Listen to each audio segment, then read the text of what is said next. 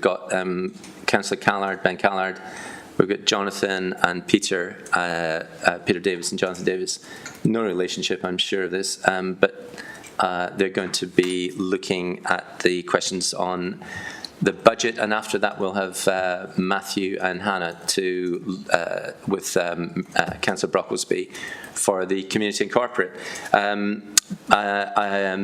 Councillor Callard's going to start with the presentation that all of us will have seen, some of us will have seen multiple times. I'm actually very supportive of that presentation being shown because some residents, some businesses may be tuning in and may never have seen this. So it's really important that they get that overall picture before we move on to the questions. So just to understand why we're doing that and why I'm allowing the presentation. And okay. Okay, so we're now going to start our meeting of the Performance and Overview Scrutiny Committee of Tuesday the 30th of January, and welcome to everybody, anyone who's watching online, either live or at a later stage. You're very welcome to our meeting where we'll be considering two significant reports. The first on the proposed budget for the coming year, and the second on the community and corporate plan update with performance update included in that. So they're very important reports. So I'm glad to see that we've got the cabinet members will be able to respond to both those reports, and the senior officers and chief officers will be able also to support as we move into those. So we'll start, if I may, with the apologies for absence. And I know that we had an apology from Councillor Webb, and very grateful to Councillor Bromfield at very short notice, just from last night, stepping into the substitute role. So many thanks, Councillor Bromfield, for doing that at such short notice. And anybody else that we have? So apart from that, no. So declarations of interest, item 2. Are there any? I see none. I've got just one to mention, Robert, which is that as part of the role of Chair of Performance and Overview, I chair the Audit, Risk and Assurance for the EAS Committee, and therefore I just put that on the record. It's non-personal, non-pecuniary, and I'll fill in the appropriate form. If there are no other declarations of interest, public open forum, have we any particular comments? Okay. And we'll move on to item 4, which is the scrutiny of budget proposals. And this is an important year, as they always are. There is much in the budget proposals that we'll want to ask about.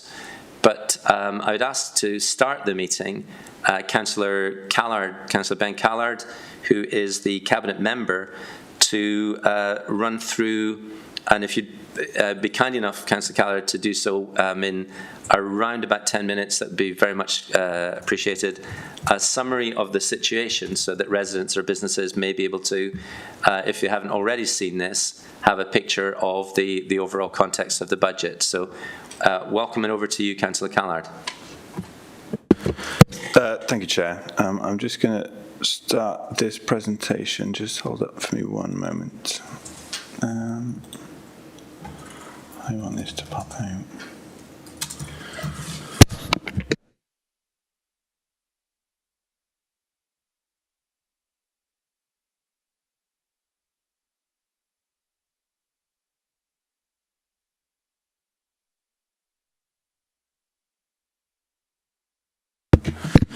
Thank you.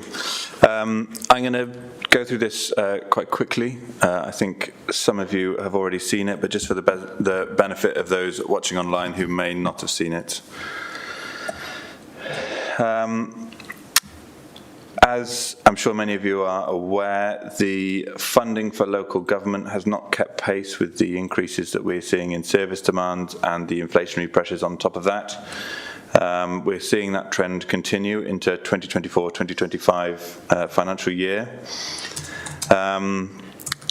This is really a continuing trend that's been going on for some time, and we expect this trend to continue beyond 2024, 2025. Compounding this have been a number of external factors to this council, which have obviously applied further pressure onto our budget. So for the second year in a row, we're seeing cost pressures of over £20 million. They consist of new demand and inflationary costs associated with that, recurrent demand and cost inflation associated with that, pay inflation, the unwinding of the one-off reserve usage, which we deployed last year to help support the revenue budget, and increased precepts of £1.2 million. This is a breakdown of how the council spends its money. You can see there that 2/3 of our budget go towards children and young people and social care and health, and a much smaller proportion goes towards things such as road maintenance, waste, and leisure centres and culture.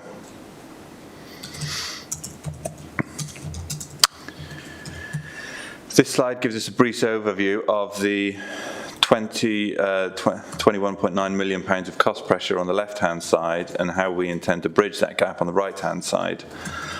You can see that they're stacked in order of their size, but the greatest number is service savings and efficiency savings of £8.5 million. The proposed council tax increase of 7.5%, which brings in £5.4 million. Our 2.3% increase in the Welsh Government grant, which brings in additional £2.7 million, a reduction in borrowing costs, a reduction in energy costs. You can see there the police and community councils fees just gets passported straight over, and then the fees and charges increase of £800,000. So you can see here the breakdown of the key service pressures, and really the headline for this slide is the pressure we're seeing in adult social care. We saw that throughout 2023, 2024, and we're seeing that continue into 2024, 2025. It's not just a case of an increased number of people requiring social care, it's also an increase in the complexity of that care which is required. You'll all be aware that we've got an ageing population in Monmouthshire, and that is adding to that pressure.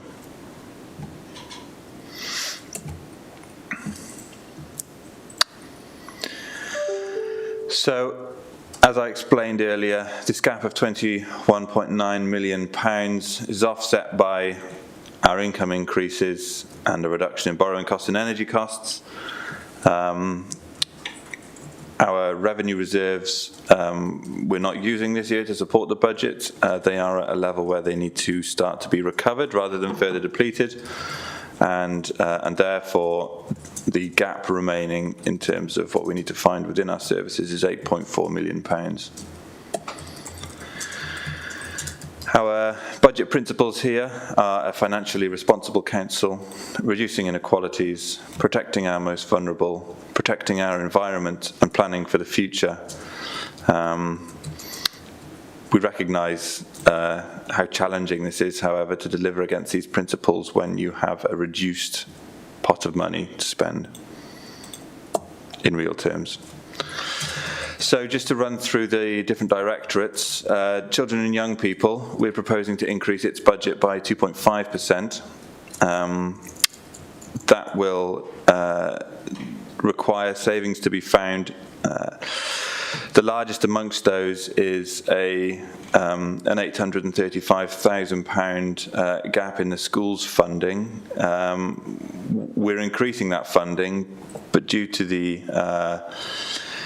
pay awards that we're expecting to be delivered this year, we're only able to support 65% of those pay awards, and so we're asking the schools to find the difference there.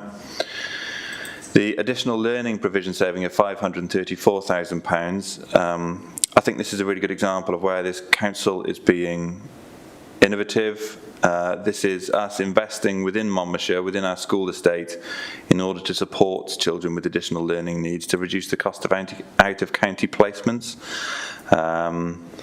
So it's investing in-house in order to save money overall.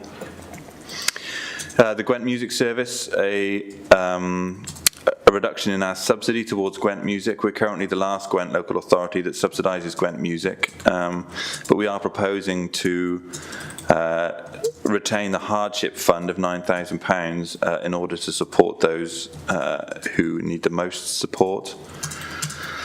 Before school clubs, we are proposing to increase the cost of the childcare element of breakfast clubs. So the breakfast and I suppose the second half of the session will remain free, but for the first half of the session, we are proposing to increase the charge from £1 to £2. And our contribution to EAS, our reduction in our contribution to the EAS of 10%, which is in line with the other local authorities that contribute to the EAS. Social care. Our social care budget is planning to increase by 5.8% next year.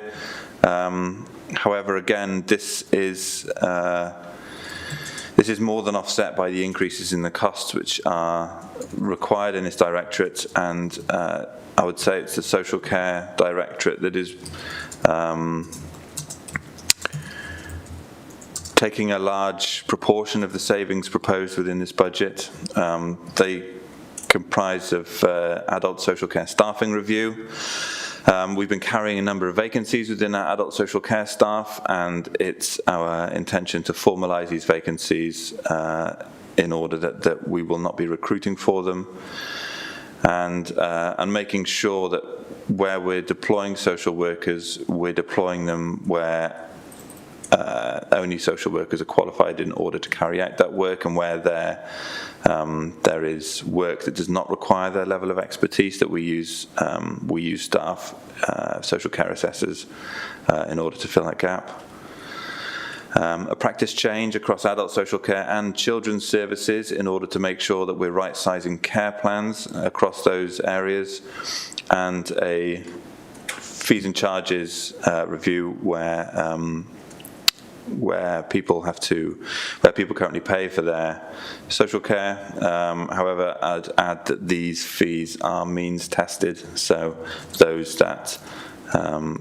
those that have the ability to pay do pay.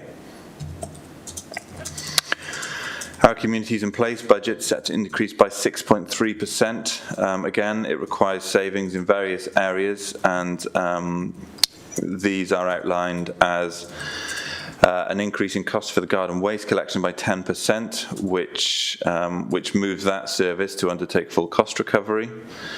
The food waste bag provision, currently we give out food waste bags for free. It's our proposal to sell these for cost price at council buildings and some independent shops. Removal of the council car. Home to school transport, again, this is us bringing services in-house, so where currently we use some very expensive taxis, we're proposing to invest in some minibuses to offset that cost and provide a saving. An increase in planning fees, an increase in car parking charges in our car parks that currently charge, and charges for parking permits by 10%. An increase in trade waste fees and sale of bags and bins, and on homelessness, reducing the number of people in unsuitable and costly temporary accommodation. And again, this is I think a really good initiative where we're using council assets where they become available to try and reduce the number of people who are having to be in bed and breakfast accommodation and less than suitable accommodation, which also, on top of being not ideal for those having to stay there, it's very expensive for the council. The Mon Life budget, this is the only budget really that's facing a reduction in cash terms. We are proposing to close 2 museums for an additional day per week. The cafe at the old station in Tinton, we're proposing to close that on Mondays, excluding the 4 bank holiday Mondays. We're proposing to withdraw the Monmouthshire County Council contribution to Abergavenny Tourist Information Centre, although I'm pleased to report that Abergavenny Town Council and Bannockburn National Park are stepping in to fill that void, so Abergavenny Tourist Information Centre will not see its funding reduce. A saving of £70,000 in outdoor education. This is trying to move our centre in Gilwern to a more sustainable model. As part of that, we'll be increasing the fees which we charge people from outside Monmouthshire who come and use our centre, and looking about how we best use that asset. Leisure centres, we're proposing to reduce the opening hours of leisure centres.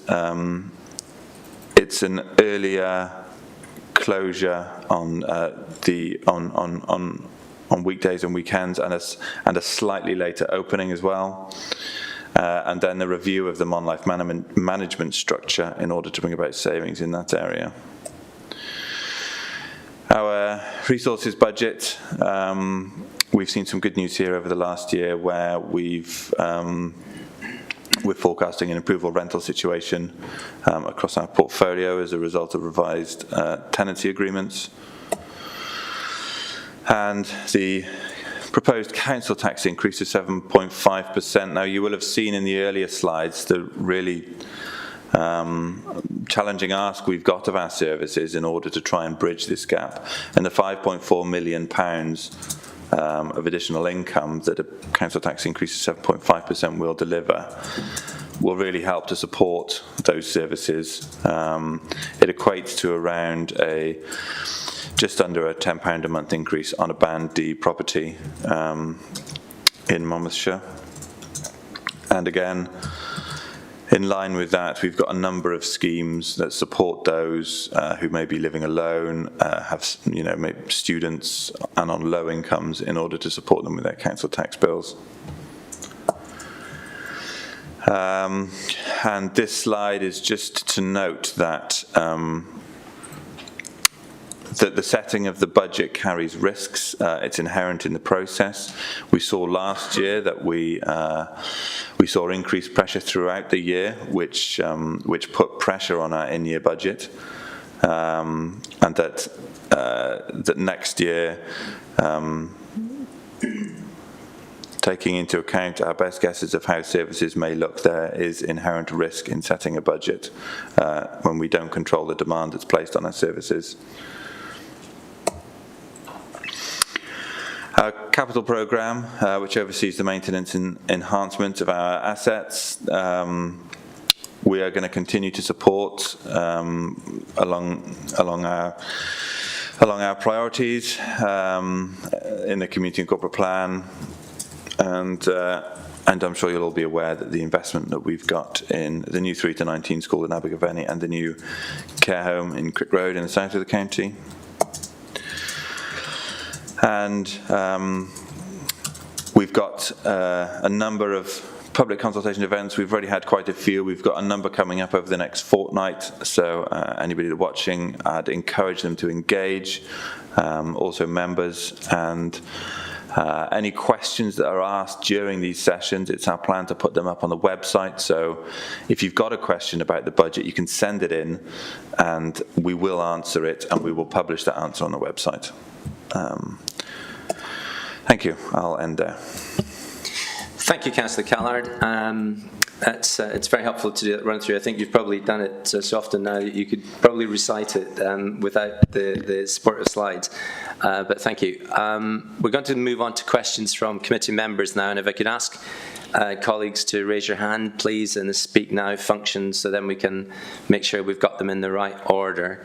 And while you're doing that, I'm just reminding colleagues, but for the benefit of anybody who may be watching now or later on, this is a scrutiny meeting, and our job is to scrutinise what's put in front of us, what we want to have on our agenda, in order that we ask questions to ensure that we can shed light in areas that are important, and that we also are able to hold to account the budget holder and the administration for what's being put forward. So it's not a party political meeting, and we won't be having party political comments for all those reasons. That can be saved for other meetings, but we've got a job to do, and that is to scrutinise this report and the other reports on the agenda. So I'm going to ask, as the first hand up, Councillor Rachel Buckler, over to you.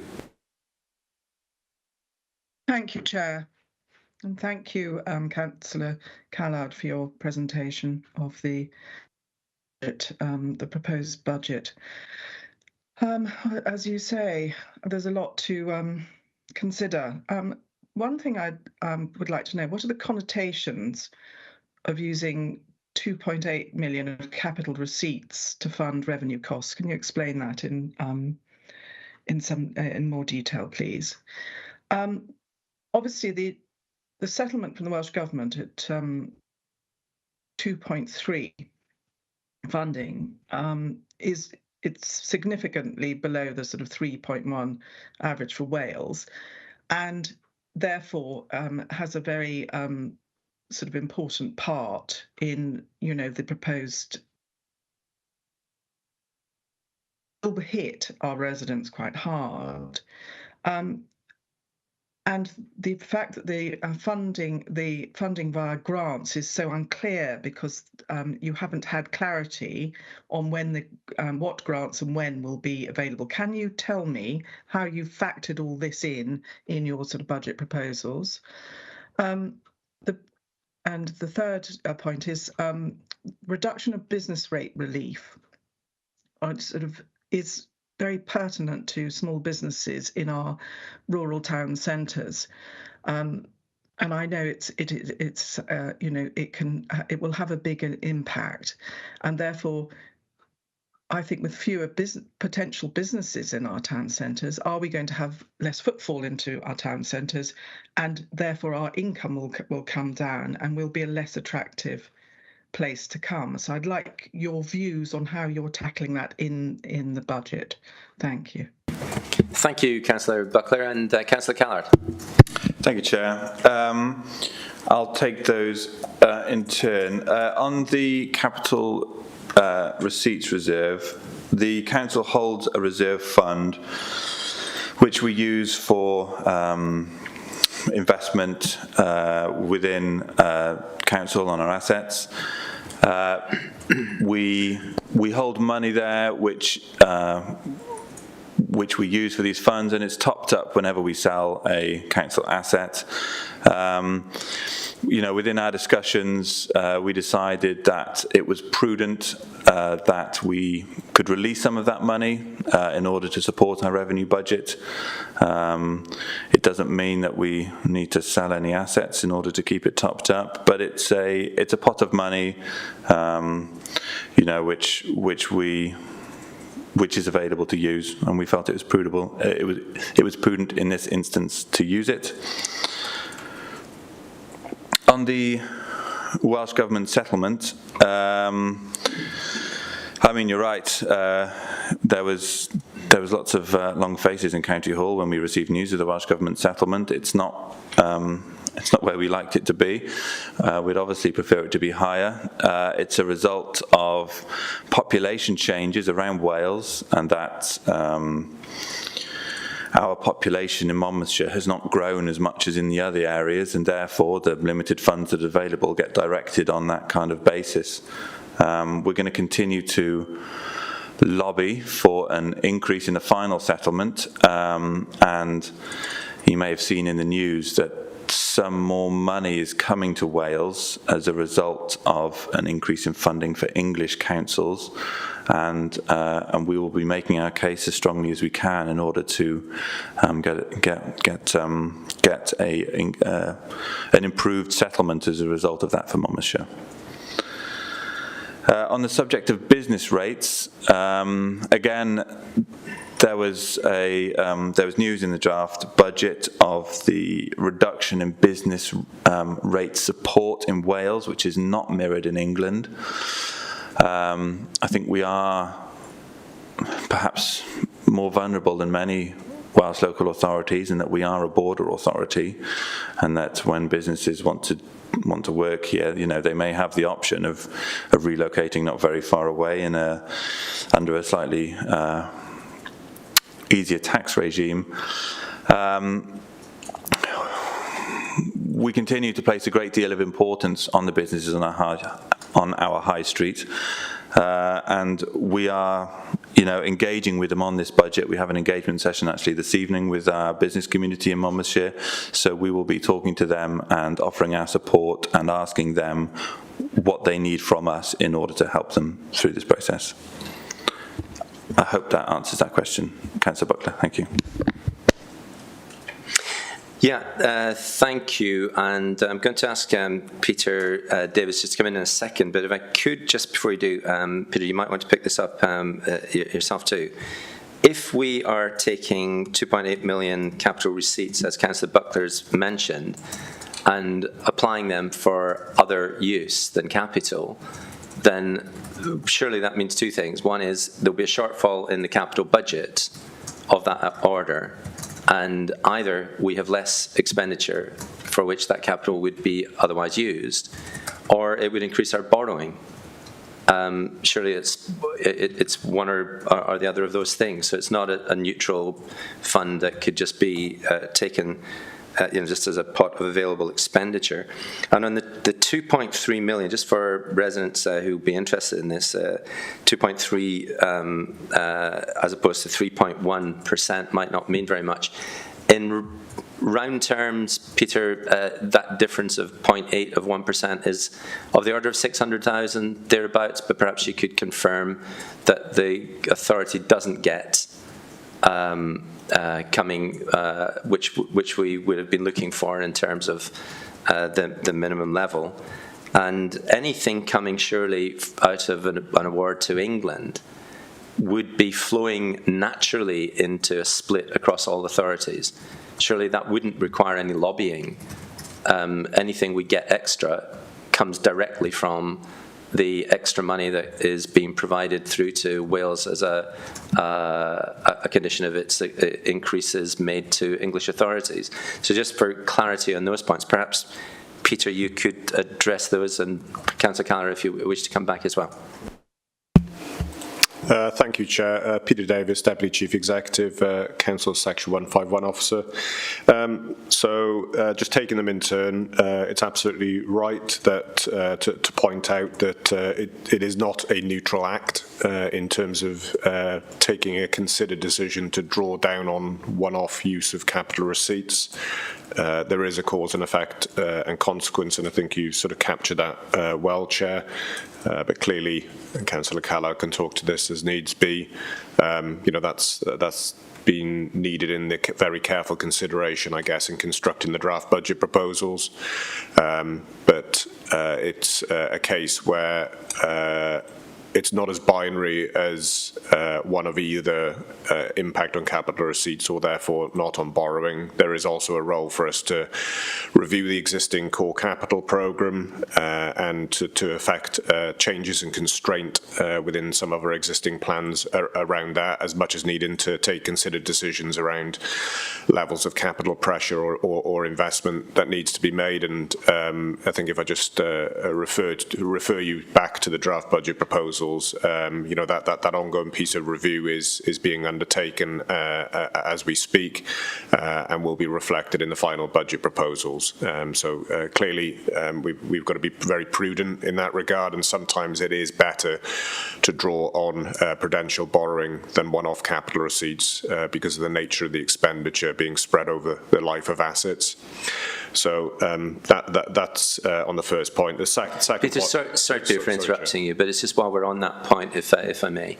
Councillor Callagher has just put out a slide saying that the plan is to reduce borrowing costs by 1.8 million. Mm-hmm. So really, this surely would fly in the face of that aim if we're actually going to be taking capital receipts out, which will result in increased borrowing costs for that portion. So it's just the logic of it, really, if you could comment on that. Thank you. So the borrowing costs and the reduction is a consequence of the work that's been done across the board in understanding our levels of commitment to borrowing based on obviously historical borrowing undertaken, and to the extent, I guess, and as we move forward and into the medium term, is a clear recognition, I guess, in terms of cause and effect again of decisions that we might take to borrow in lieu of drawing on one-off capital receipts, and being very consciously aware of that.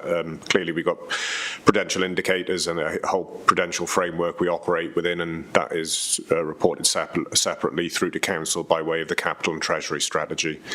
The only other point just to make, and I think it's an important point coming back to Councillor Callard's input, and with regards to drawing down on capital receipts, to Councillor Buckler's question, we can only look to do so in line with Welsh Government guidance. So that is not drawing on capital receipts for what we would call recurrent spend, revenue expenditure. It is only allowable where it is in respect of one-off costs associated with service reform. So in English, that is costs and one-off cost that we are looking to incur as part of the budget for next year in order to drive and support service changes that are needed in order for us to obviously transition to a lower cost base. So that's on the first point. Second point, which is obviously a much quicker response. So just in terms of the point on the settlement, a 0.8% differential is circa £1 million. It's slightly more than I think you'd refer to, Chair. Thank you, Peter. And the point about business rates relief moving 75 to 40%, was there any other aspect you wanted to mention about that? Because Councillor Callard, you've recognised the concern a lot of people have, and particularly in the business community, that as a border county, many businesses may be simply look at this and say, why on earth would we base ourselves here but not move, if they can, to the English side? Have you taken that into account?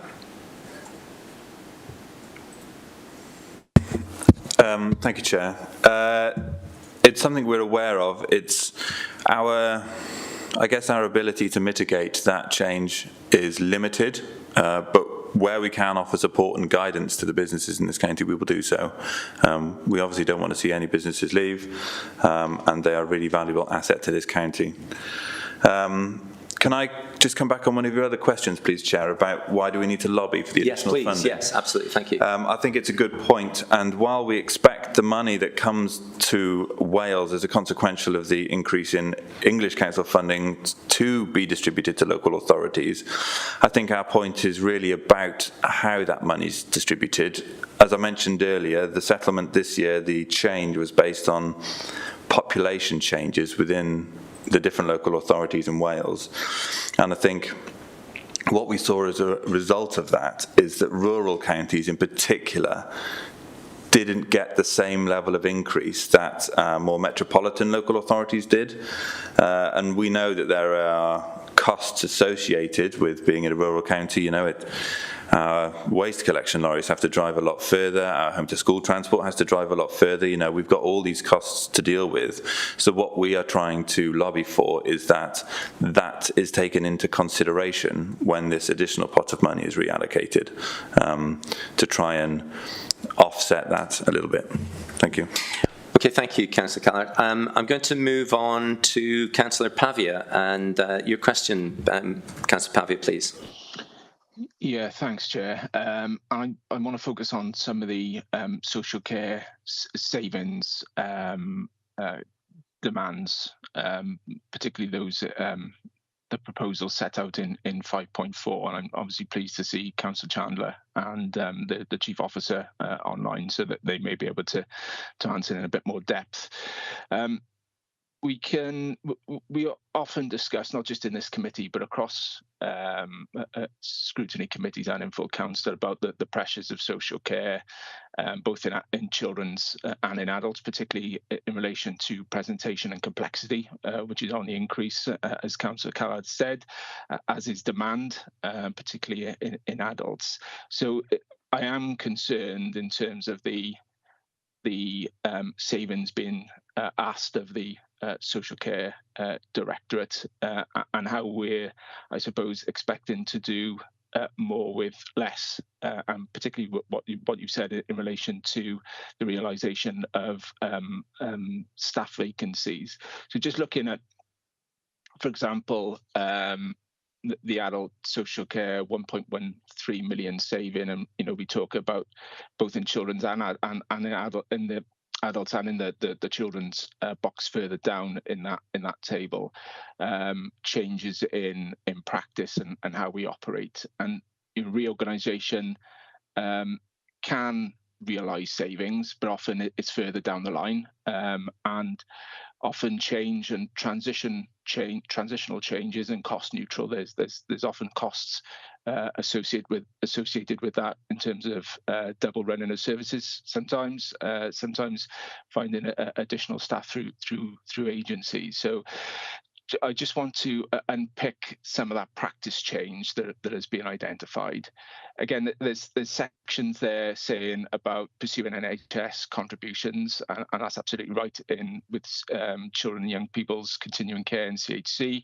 But that isn't easy, that isn't straightforward, and that takes time, particularly when all health boards are expected to make savings on their CHC budgets. So that concerns me a little bit. In terms of the adult social care cap, obviously that is a big assumption there. I understand there's a considerable lobbying from a number of organisations trying to, I suppose, pursue Welsh Government to lift that cap for non-residential care in the community.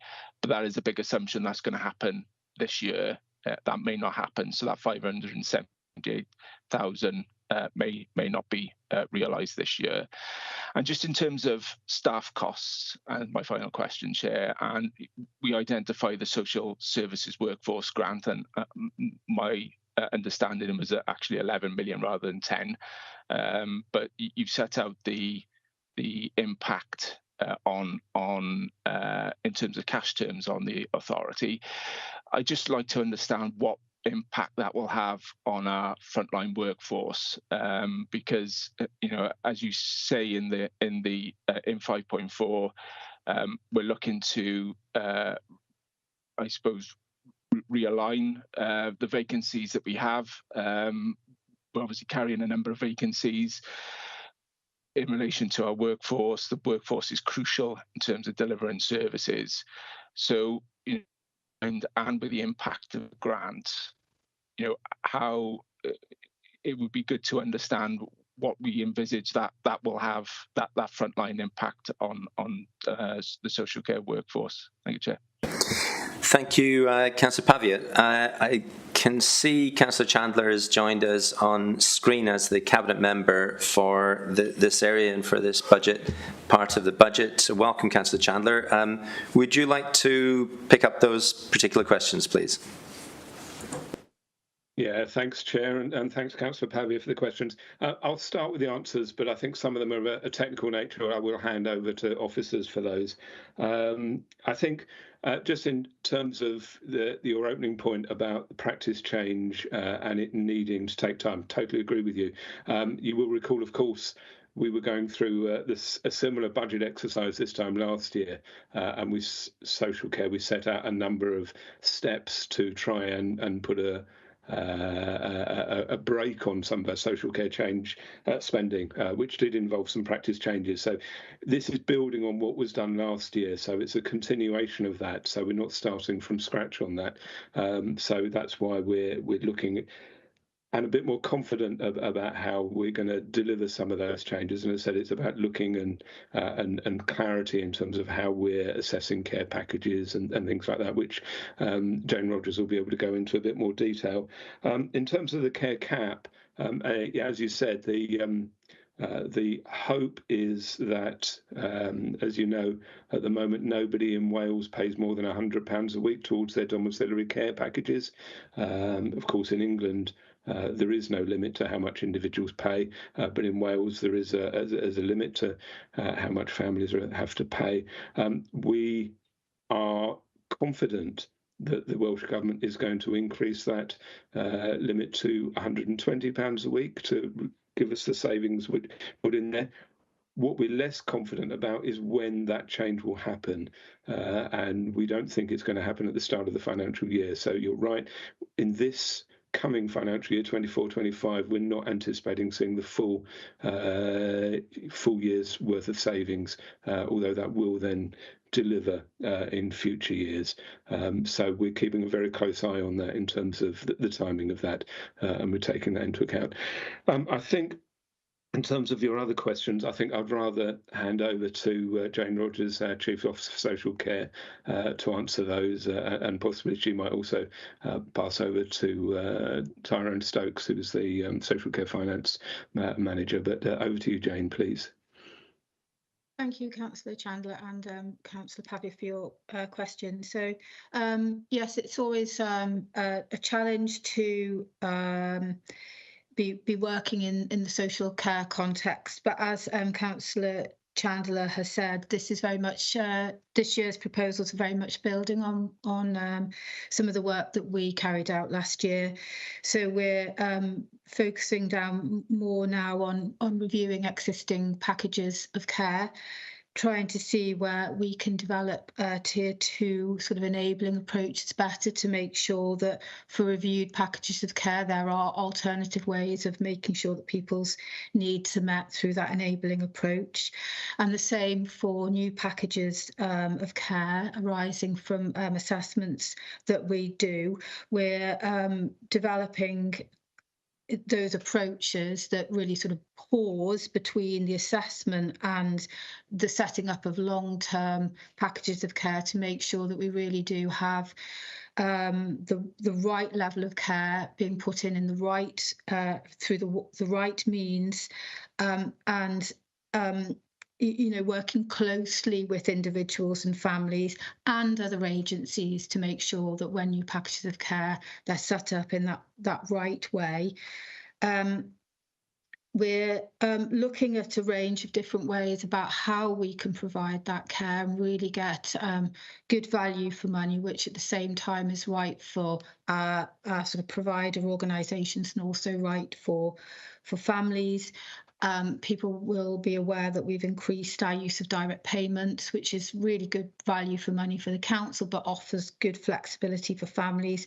And we're looking further at our commissioning approaches that may help us further to really organise care so that it's provided in the most efficient way, and our own resources are used to where they can best be used for around enabling and in those harder to reach areas.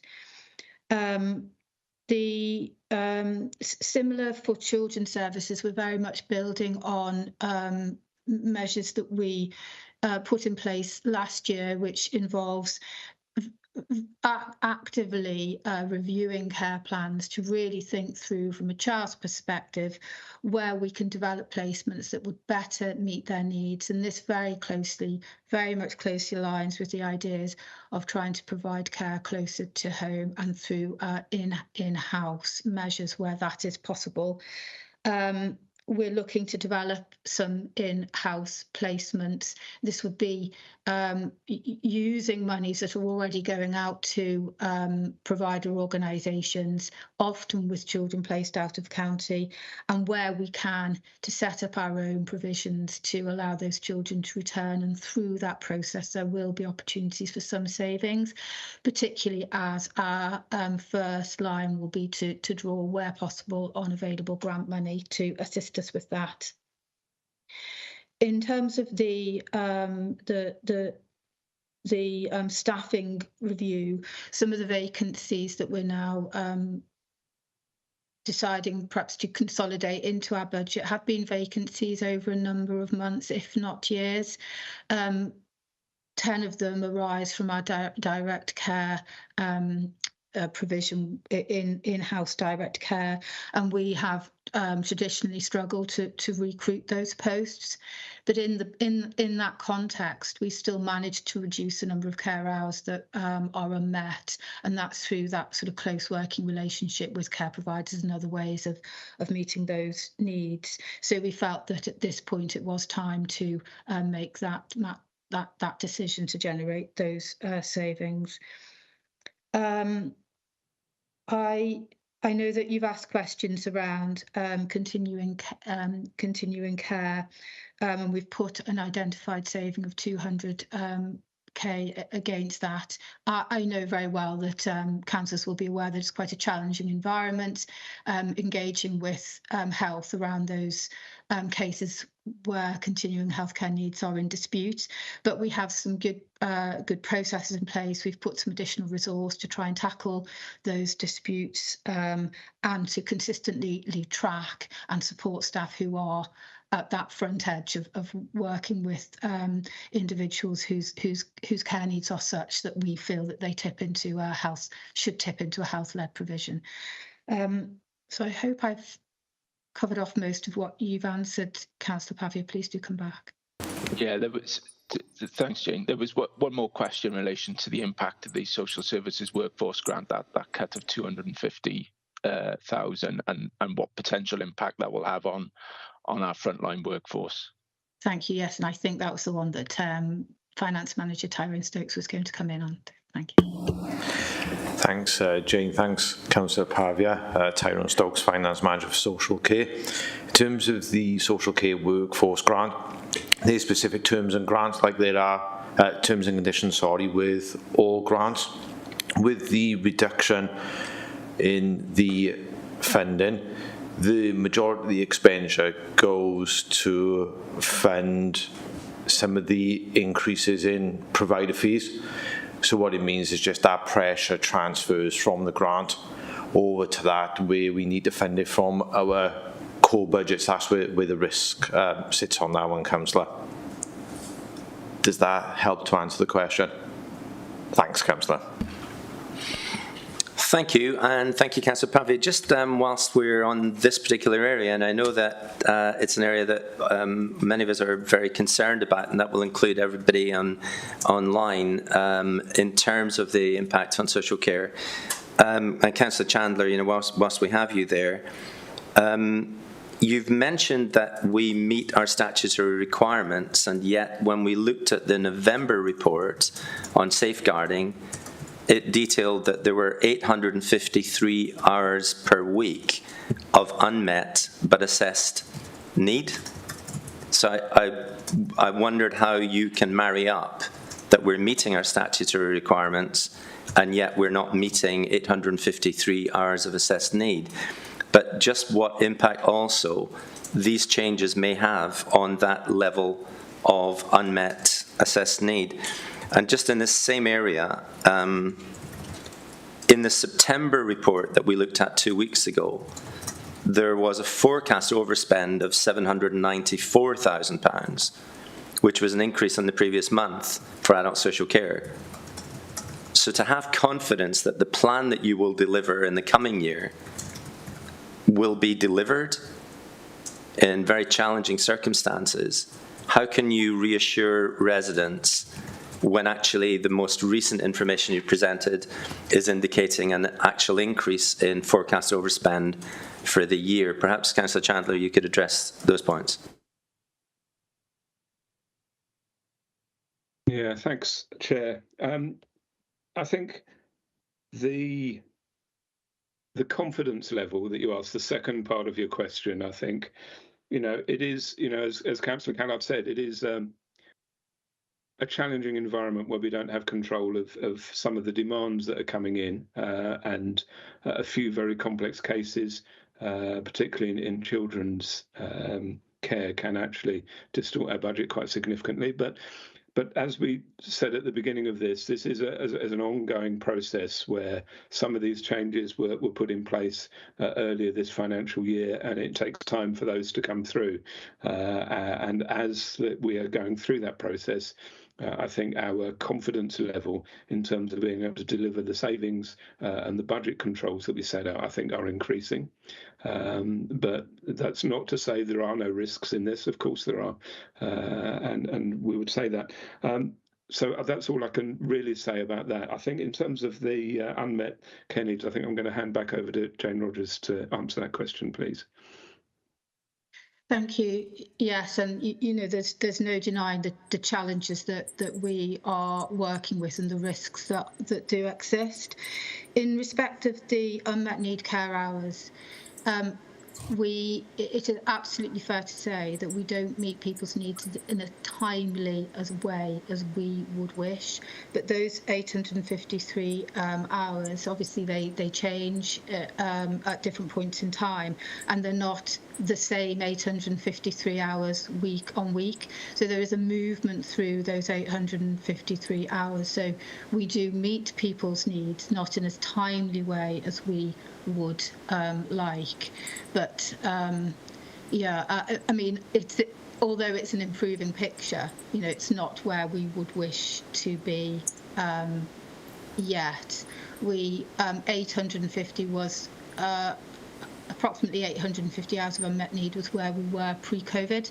So we have seen that sort of ability to reduce it, and we're always looking at different ways that we can eat into those amount of hours that are left. Microcarers have helped us, because often those unmet need hours are where we just really struggle in rural areas to sort of get the care provision in place. So thank you. So thank you, Jane. Thank you, Councillor Chandler. But just for complete clarity in this pickup point, because it's very important, therefore, you're saying that there is no assessed need that is not met by any individual.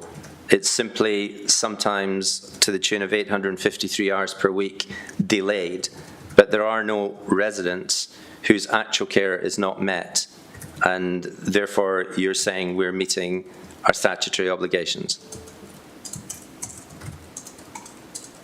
Yes, I think that's what we're saying. Yes, not in as timely a way as we would wish, but that we do meet our statutory obligations. Okay, thank you. I'm going to move on to, actually, I think were there any other points that colleagues from Finance wanted to pick up on those issues, or we'll move on to the next question? Next question from Councillor Strong, please. Thanks, Chair. Just one question from me, and hopefully more straightforward one. Under 5.8, it's noted that waste collections will remain the same, and I'm sure that's very welcome news to our residents. Now, clearly it's important that we have weekly collections for food waste and sanitary waste and whatever, but I just wondered if, given that black bags are collected fortnightly, have we examined the case for having fortnightly collections on our purple and red bags, the recycling? Are there savings to be made there? Are there any sort of particular problems with doing it fortnightly? It would seem to be worth looking into. Thank you, Councillor Strong. Councillor Callagher, did you want to pick that up? Thank you, Chair, and thank you, Councillor Strong, for the question. I'll bring in Francis O'Brien, the Chief Officer, in just a moment, if that's okay. But I think our residents will appreciate us managing to keep our waste collection schedules the same. I know Francis will be able to talk about this in more depth, but we have a challenge with recycling, whereby we need to achieve set recycling rates in order to avoid a penalty. So we need to make sure that we do everything we can in order to make sure that people can recycle as easily as possible in order to avoid those costs. If it's okay, Francis, if I can bring you in on there, perhaps you can shed a bit more light on that. Thank you. So, Francis, yeah, welcome. Good morning, everybody. Frances O'Brien, Chief Officer, Communities in Place.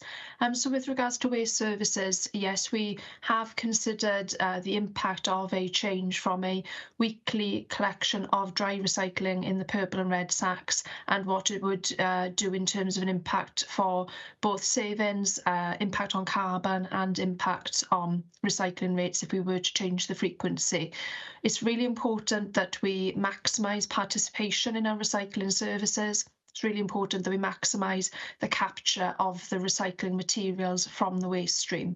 So at this moment in time, we would recommend that we remain with the provision of a weekly recycling service for food waste and for the purple and the red sacks to ensure that we're getting as much recyclate out of the waste streams from householders as possible, and also to maintain our recycling performance. We have achieved approximately 72% in terms of our recycling this year, in this financial year, and the statutory target is 70% for 24-25. So there's a lot of things to be considered with regards to waste and waste flow modelling. One thing will have a knock-on consequence on the other. So that's where we're at with frequency of collections at the moment, Chair. Thank you, Francis. That's very helpful. And Councillor Strong, are you satisfied with that? Yeah, happy with that. It came up as a question from a resident, and it was just so nice to get a positive suggestion and nice to be able to give a very clear reply to him. Thank you. Thank you, Councillor Strong. And moving on to Councillor Howells. Thank you, Chair. Thank you, Councillor Carroll, for your presentation. First, I think a question I have is on slide 3. You list the significant cost pressure of 21.9 million, and then list the pressures individually. My adding up makes those two sums different. So the total of those, I make 22 million. I just wonder if that's just an error, or is there 100,000 missing there? The other items I got is, I'm going to bunch these together, so Gwent Music and Gilwern, the reduction in their funding and the implication that's going to have on our young children. My children have all benefited from playing musical instruments, and a strong correlation between enhancing other learning subjects as well with music, and I'm concerned about that.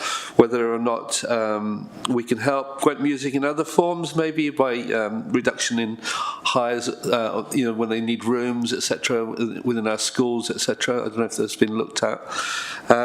My other concern was the museums and the Tinton station as well, with the one-day closure. Would that lead to confusion for visitors and then the lack of take-up, and will this be monitored in some way?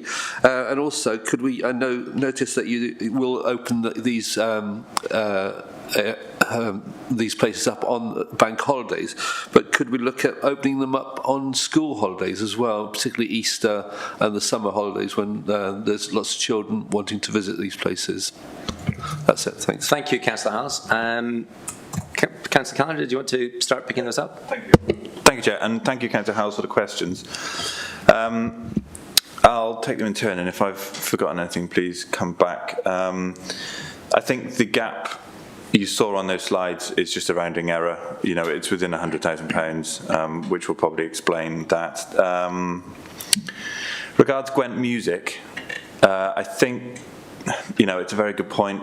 My children are in receipt of music lessons from Gwent Music. I had music lessons from Gwent Music when I was young. I know it's an extremely valuable service that they provide, and I really believe, along with your point about Gilwern Outdoor Education Centre, that that broad spectrum of experiences you have with a child can really help you, in your development and to be, a rounded adult. We can definitely explore the ideas around any fees and charges we charge Gwent Music. I'm not aware of any that we charge. It doesn't mean they're not there, but we can check in terms of them coming into our schools. I mentioned it in the presentation, but I think it's worth repeating that we are currently the only local authority in the area that Gwent Music serves that provides a subsidy to Gwent Music. It doesn't mean that there's there's no opportunity for our children to learn music in the schools. The opportunity is there that parents obviously have to pay to use that facility. I think musical education is one of those. It's one of those areas of education. I speak from my own experience where it's very unfortunate in the way that you really do need very small group sizes in order to provide good music education to children, and as a result, there is a cost associated with it. And I do really feel that that it is an inequality in the system that. To put it bluntly, most kids that have music lessons have music lessons because they've got parents that can afford it, and I'm sure that more children would have music lessons if their parents could afford it too. It's a very sad situation. It's a situation that I lament. Regards Tinton Station, the Monday closure, we can check to see what the demand is like across the school holidays. We selected Monday as the day where we should close it because that's the day where there is least demand there in terms of, the cafe serving people. Again, I guess this can be said for all of the proposals in the budget, but when we look across the budget and we're trying to share the burden out across this budget in terms of the areas where we need to reduce expenditure, I think areas like this probably come slightly more easily than some of the other areas, due to the impact. We talk about the budget principles, we talked about the impact on the most vulnerable in our society. Closing this cafe and this facility for an extra day a week, I think probably is not at the top of that list in terms of the impact, to be brutally honest about it. Is that your questions? Okay, thanks. Were you happy with on Gilwern? That was the other question that sort of the outdoor learning really facility there, whether that would have any impact on our children. Is there going to be any decline in the camps that they have there, etc., or is that an outside? We're not proposing any reduction. It's something that schools manage themselves. It's not something we manage centrally from Monmouthshire County Council. Our in-county schools get a discount on the use of the services and our own outdoor education centres, as you expect.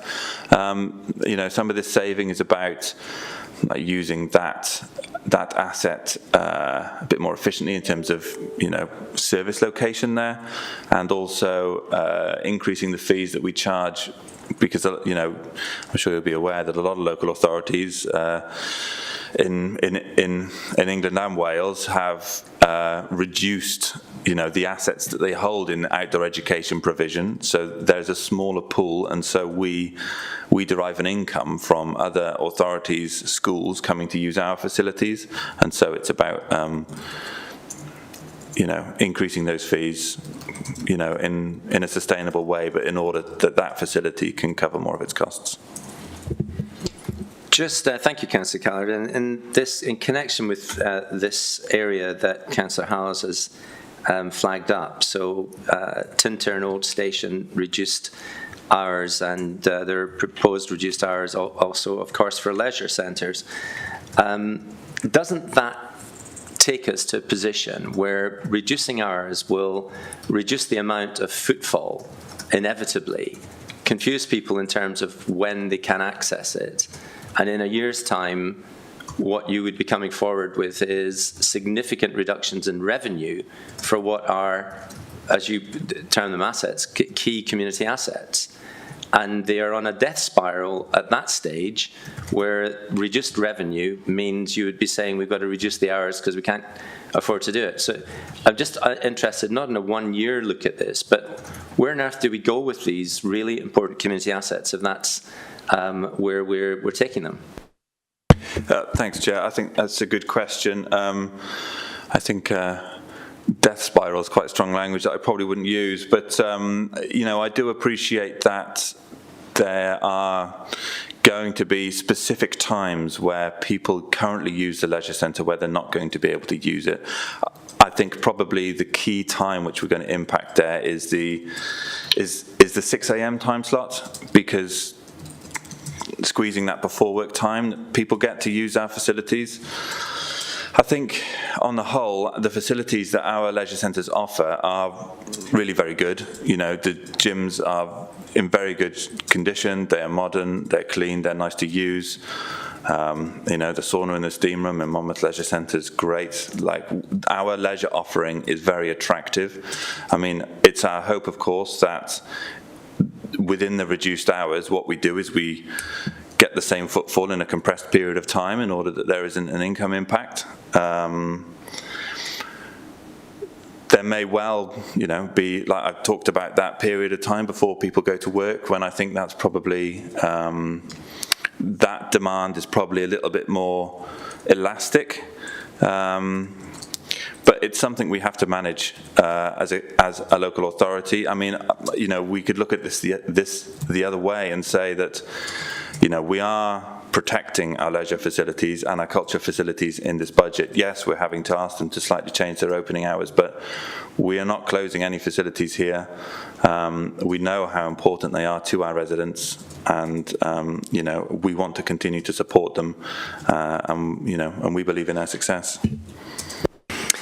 Thank you, Councillor Callard. Moving on to Councillor Fuchs. Hello. Borodar, good morning, everyone. Thank you, Chair. Yeah, I've got a question actually carrying on from Councillor House's question around Gwent Music. I too are very fortunate in that my children have both used it all the way through school, and it's been a brilliant service. But, you know, and I'm really proud that Monmouthshire has been subsidising this service for the longest time out of all the Gwent councils. But of course, it is a shame around the subsidy, Councillor Callard, as you say, that they're going to have to lose it. But can I just understand? Have we done? Do we have information from any of the other councils about how it's impacted the take-up of music? Number one, how much will the cost of a lesson go up for people? So obviously, as you say, everybody's already been paying for Gwent music lessons, but have parents been paying less because of this subsidy, or has it worked in another way? And thirdly, how will people, I'm really, really delighted to see there's a £9,000 hardship fund. How many pupils do we estimate will be able to benefit from that, and how do they apply? And a little aside on leisure centres, I know the evening slot has been looked at. Do we have any figures on how many people access the leisure centres in that very last hour to half an hour? Thank you. Thank you, Councillor Fuchs, and I suppose you would want to know at the same time the proposed weekend closure at 16:30 would be the same question about impact. But Councillor Callard, I don't know if you want to pick anything up there or hand over to... Thank you, Chair. I'll hand over to Will McLean if that's okay to pick up on Gwent Music. Absolutely, thank you. Thank you, Councillor Callard. Good morning. Will McLean, Chief Officer, Children and Young People in Monmouthshire. Thank you for the question, Councillor Fuchs, with regards to Gwent Music. This is kind of a perennial conversation we have about the importance of music in the curriculum. It maintains breadth, and that's something which we want to see for all of our young people as they go through our schooling system. And it's clearly a vital part of the creative arts, which are another significant part of the curriculum as we go forwards. In terms of the contribution of £39,000, that allowed Monmouthshire schools to provide class-based tuition for learners. It won't have an impact on individual students who are learning the piano or the violin, because at the moment that will be paid for by their parents, and that's the way which the Gwent Music model is run. In terms of the hardship fund, that's administered through the schools. They make us aware in terms of any need that is arising from that, and we're able to then direct those funds to support them. One point I would like to make the committee aware of is that we also passport, over the last 3 years, about £100,000 a year to Gwent Music from the Welsh Government's National Music Service funding. So that goes to Gwent Music. So I think understanding that the model level of provision isn't predicated on the £39,000 that MCC were providing, I think is really important for councillors. I will speak to the leader at Gwent Music, to Simon, and understand if there's evidence as to the impact elsewhere across the Gwent area. But I hope that working together, working to retain that hardship fund in line with the national music contributions, we won't see a significant diminution to the provision that exists. There are also other grant streams which are eligible to promote and support music in our schools. Pupil deprivation grant can be used as well, and schools obviously can use their own budgets, although I recognise that they will be under pressure in the coming years. They will be able to use their own budgets to support music provision should they wish to. Thank you, Will. That's very helpful indeed. And Councillor Fuchs, you satisfied with those responses? Yes, thanks. Okay, I'm going to move on to Councillor Bond. Thank you, Chair. Thank you. Hold on, sorry, sorry, Chair, to butt in, but the second question was about the leisure centres. The numbers of, if we have any idea of numbers in leisure centres, accessing the leisure centres at the end of the day. Thank you.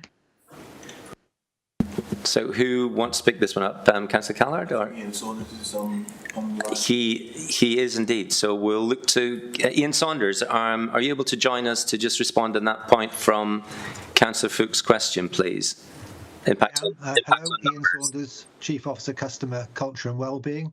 So the leisure centre opening hours, the proposal is to suggest closing the leisure centres and activities at 9:30 on weekdays and 4:30 on weekends. So no change to the opening hours in the early mornings where we are very busy. The data tells us that we're down to single figures during the last entrance after 9:30. So the data is very explicit on the usage, and clearly that was one of the reasons why we brought this proposal forward. Thank you. And at the weekends after 16:30, Ian, do you have any information on that? Yeah, we do. Again, a quieter time. Most families and young people use the leisure centres in the morning and early afternoon, and then because Monmouthshire has so many clubs and vibrant facilities around Monmouthshire, as you can imagine in your own wards, the club facilities outside the leisure centres are very busy. So that's when the majority of activity goes on, and they're using our wonderful rights of way network and countryside as well during the summer. So yeah, it's not something that we've taken lightly, but clearly the data is telling us that is the right times for those reduction in hours. Thank you, Ian. I'm going to move on to Councillor Bond and back to you for your questions. Okay, thank you very much, and thank you again, Chair and Councillor Callard and the officers. This is appreciating. This is really tough for all of you. So great work being done. With regard to potential savings, an important question that keeps being raised to myself from residents is the use of consultants. So what is being done, please, to closely track the expenditure of consultants and professional fees? Maybe the internal processes, I guess, and how closely monitored are they, and are there opportunities for savings?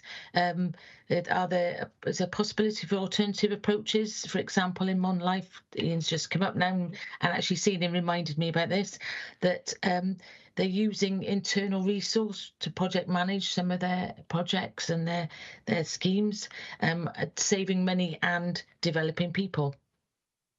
While I know that resources are tight and due to previous costs, and I know that you can't do that everywhere. And the other part of the question is, are we really considering the resource that we have left? And we know that there's been terrible cuts and reducing resource because of monetary constraints previously. Are we thinking about, and I think it's been discussed before, the care of our remaining resource and their well-being and the stress and pressure they're under, taking on more roles and more wider roles? Thank you. Thank you, Councillor Bond. And again, Councillor Callard, did you wish to pick anything up or hand that across to an officer? Thank you, Chair. I'll pass that over onto Jonathan Davis, if that's okay. But I would just like to correct an error that I made earlier talking about leisure centre opening times. I mentioned that leisure centres were going to open later in the mornings. That's incorrect. They're going to continue to open at 6 a.m. in the morning. So apologies for that. And I'll pass over to John to talk about consultancies.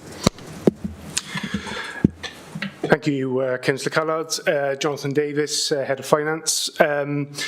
So I think to the question, Councillor, we've certainly enhanced our financial governance arrangements throughout the current financial year, and consultancy and professional fees has been at the forefront, I guess, of some of that focus. I think we appreciate that this is very much service specific. The use of consultants and professional advice is certainly worthwhile in some areas where we don't possess that in-house capability, and where that specialist and one-off support is needed. I think the other key point just to note is that we have timescales very often to meet in terms of some of our grant funding terms, and the use of those services can be the most effective route in terms of finding a path to meeting those grant terms, incurring that expenditure, and making best use of those resources. That isn't to say that we haven't got the focus on them, so we're regularly reviewing those and the trends that we're seeing, but you will appreciate that some of these are very bespoke and one-off in nature, so a detailed piece of work for us to continue with, but I think you can be assured that those enhanced governance arrangements that we've put in place are looking to capture that, and certainly capture any efficiencies that we can make going into the final budget round for 24-25. Thank you. And on the staffing question, I don't know if Jane Rogers, if you are still there, if you wanted to just respond on that. Matthew Gatehouse. Yeah, thanks, Chair. For the benefit of those watching at home, Matthew Gatehouse, Chief Officer, People Performance and Partnerships. Yeah, I think thanks for the question, because that is really, really important to all of us here, our people. We all know that without our people, without our workforce, we're not able to achieve any number of the things which are currently delivered by this organisation. We have a sort of broad range of wellbeing support for our staff, from formal counselling sessions which people are able to be referred to. So we have up to 6 counselling sessions for staff if they're struggling and need that. We have less formal, easy access routes as well. There's a set of online resources developed by Naira and Bevan Health Board called Mellow, which are also available to the public if people are struggling, as well as our staff go-to group, where colleagues have offered to be mentors and guides to others, and they've published their mobile phone numbers and they're available to talk to colleagues. The other thing we've done, just for awareness, is we've separated out in our sickness reporting the different types of anxiety that people may be feeling, so we can see the differing effects of things which may be happening in people's personal lives and those which are happening in the workplace.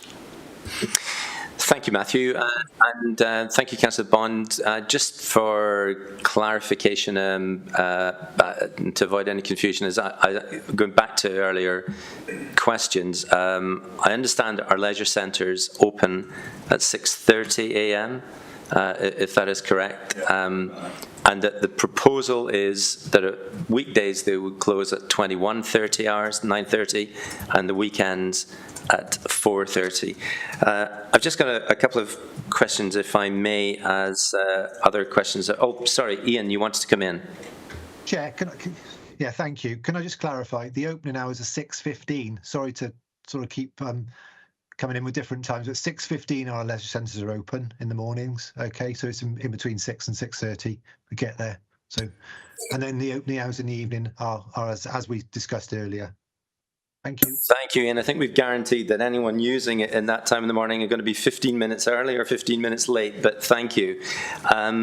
Just a couple of questions, if I may, to finish. That we absolutely, and you'll hear from colleagues in the committee and I'm sure beyond, that we all recognise that this is a very challenging period and there's a great deal of work that's gone into this. And I should thank everyone, not just here, but behind the scenes in working our way through this. And the questions that we're asking are to try and see if there's a different way, a better way, and to understand what the impact is. So in that same vein, we've been cutting our services budget in real terms last year.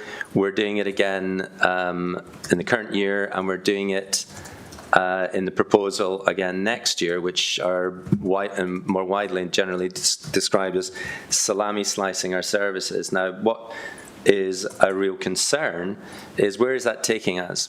So rather than looking at this on a single year basis, where does this take us after 3 years, after 5 years?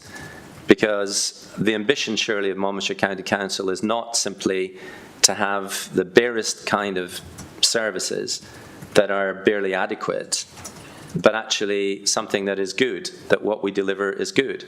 And does that not require a really much more substantial retake on how we provide our services into the future? And to do that, don't you actually need to set up something that establish something that might be described as a transformation plan for the next 3 years, so we can see where this is taking us and we can see that they are substantial. I'd be grateful if you could look at that. And separately, the planned cuts to children's services and adult social care are going to have real impact on many who are the most vulnerable and really very large numbers of people.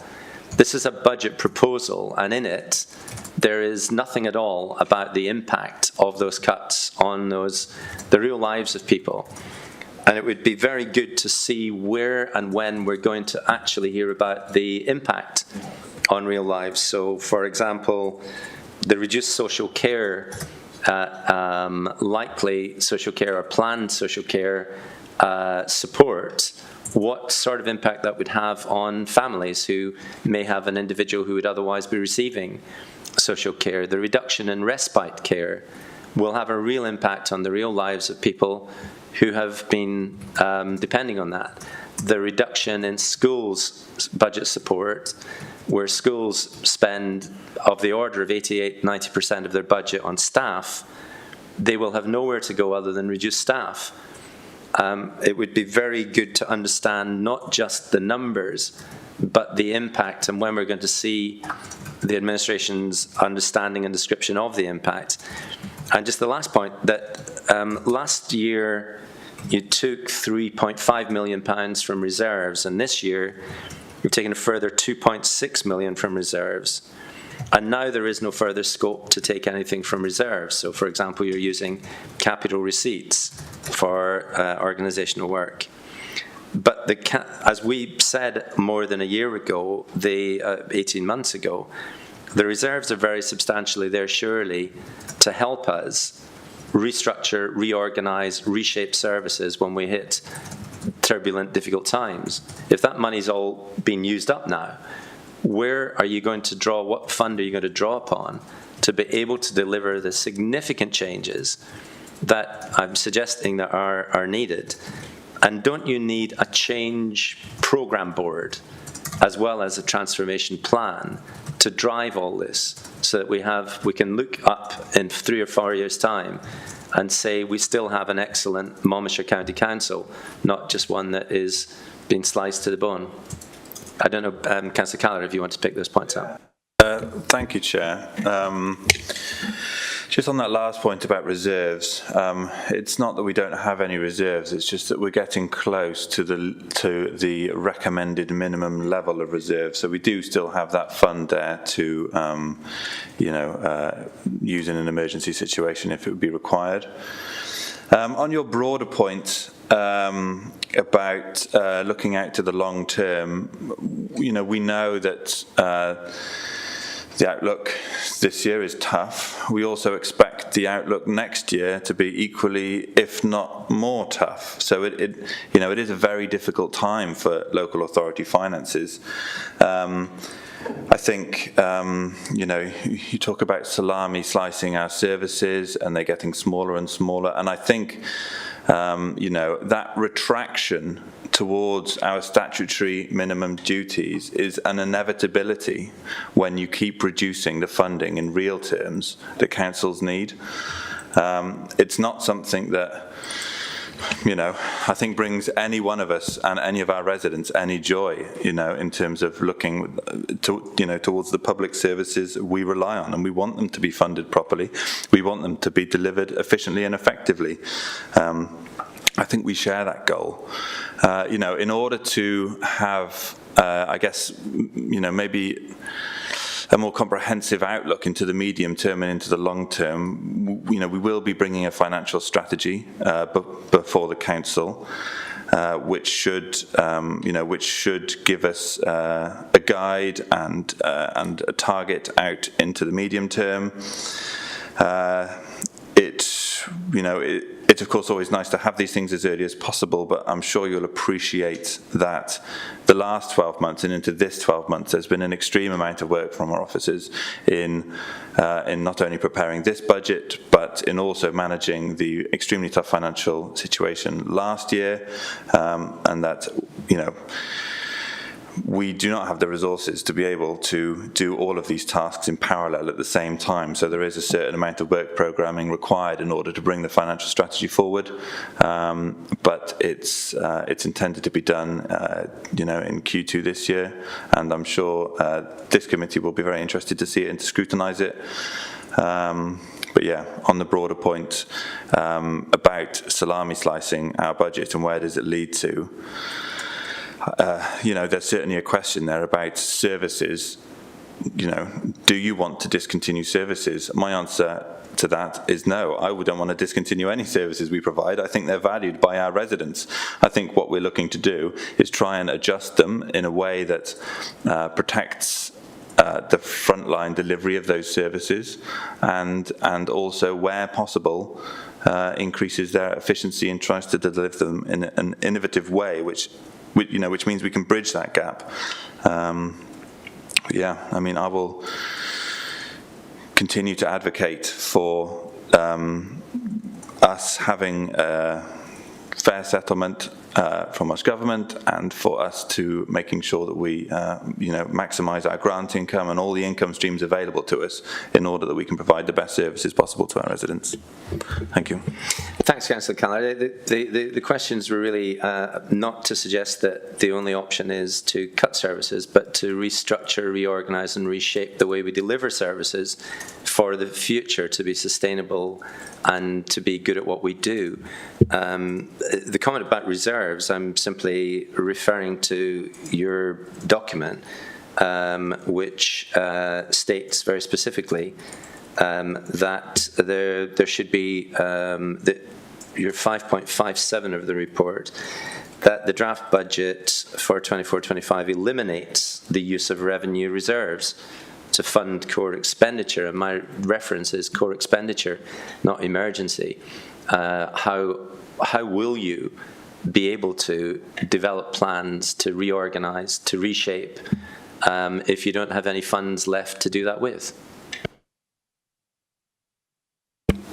Thank you, Chair. If I may.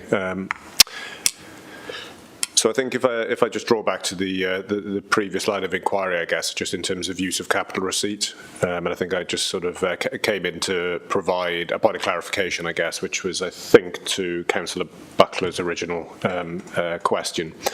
And that was one around the Welsh Government guidance that's available to us, our judgment in terms of making further use of capital receipts within that guidance to fund the costs of one-off service reform, the type of change, I think, Chair, that you're alluding to. away from that, and Councillor Carlard is absolutely right. Protecting our revenue reserve balance is really important, and in order to maintain them above de minimis thresholds. But look, I think the Cabinet and the administration have been very clear over a very turbulent period over the last couple of years, and where we benefited as a council, as did all councils in Wales, from levels of windfall off the back of COVID, funds that Welsh Government directed into local authorities for the very purpose of meeting some of those post-pandemic demands, the types of demand pressures that we've had to countenance and face last year and this year. So that conscious decision to draw down on the headroom in reserves was made, as other councils have. But clearly, and I guess closing the loop, therefore, on from where we are now, the prudent decisions to take no call on revenue reserves for next year as part of the budget proposals, which is absolutely right to do so. I think I've been pretty consistent in terms of offering my views on that at this committee, because we don't have recourse to that. But let's just remember that reserves, revenue reserves, are generally there for one-off use. They are there, as Councillor Callard's highlighted, to respond to unforeseen event or risk, or also they are made tactical use of, often away from capital receipts and the Welsh Government guidance, for one-off use to drive the exact type of changes that you're referring to. And I think just final input, therefore, into the financial strategy, and again to Councillor Callard's points, inherently, as you will see in an asset management strategy, as you will see in a people strategy, etc., you would expect to see a set of governance arrangements that underpins that. So I think to your point, Chair, and in terms of whether it referred to as change board, transformation boards, or whatever, there will need to be a very active consideration to the types of governance arrangements that we need to navigate the council very safely through the medium term, and to affect the types of changes needed within that tightening resource envelope. But that transition is going to have to be made safely, and then again, finally, to Councillor Callard's point in terms of minimising the impact on services as a result. Thank you, Peter. I think, just for clarity, my question was really about that it's a suggestion that perhaps really what we need is a change programme board and a transformation plan, whatever we call the words, to be developed to get the council to a point a few years down the line where we actually are still able to say we've got a really good council delivering really good services. Councillor Callaghan, the one area that I didn't hear you address was the one about the impacts on the real lives of people, and this is so important. Budgets are about numbers, but it's the impact that the numbers have on the lives of our residents that this is about. At what point will you be able to share with us, describe the impacts on the real lives of people of these really important cuts that I've given some examples of? Thank you, Chair. You're absolutely right that it's easy to get drawn in on the numbers of the budget, when really what this is about is about people's lives and how the council services are used by them and how they impact them. With the draft budget, we did publish our impact assessment. That will be updated to reflect any changes when the final budget is published. I would encourage members of this committee and the public to take a look at it. If I can get back to you with the specific appendix in which it's in, but it's something that we're very concerned about in terms of, you saw, as I mentioned earlier, the budget principles in terms of trying to protect the most vulnerable in our society and trying to reduce inequality. These are things that we are that are our objectives as an administration. So, yeah, I would encourage you to go and have a look at the impact assessment. Thank you. Thank you, Councillor Callard, and thank you for the questions, colleagues. I'm going to move the recommendations of the budget proposals, as you can see them set out in 2.1 and 2.2, and I can see that you support that we move those recommendations. So we move on to the next item on the agenda, which is agenda item 5. And just to say thank you to Councillor Callard for taking those questions and patiently working through them, and also to Peter and Jonathan, Jonathan Davis for responses, and other colleagues who've joined us online. And as I've said multiple times, but sincerely meant, the questions are intended to understand better what the implications are of what we do and see if we can actually develop better reports. They're not intended to be critical, and I hope you see it that way. Thank you, Chair. Yeah, thank you.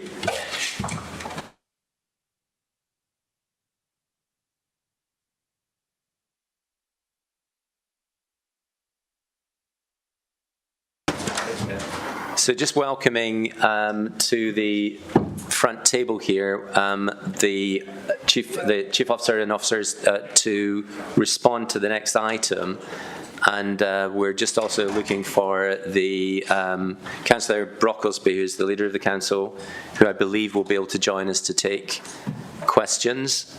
While we're waiting for that, I'll just introduce Matthew Gatehouse and Hannah Carter to the table here, ready for the next item, which will be on the Community and Corporate Plan update.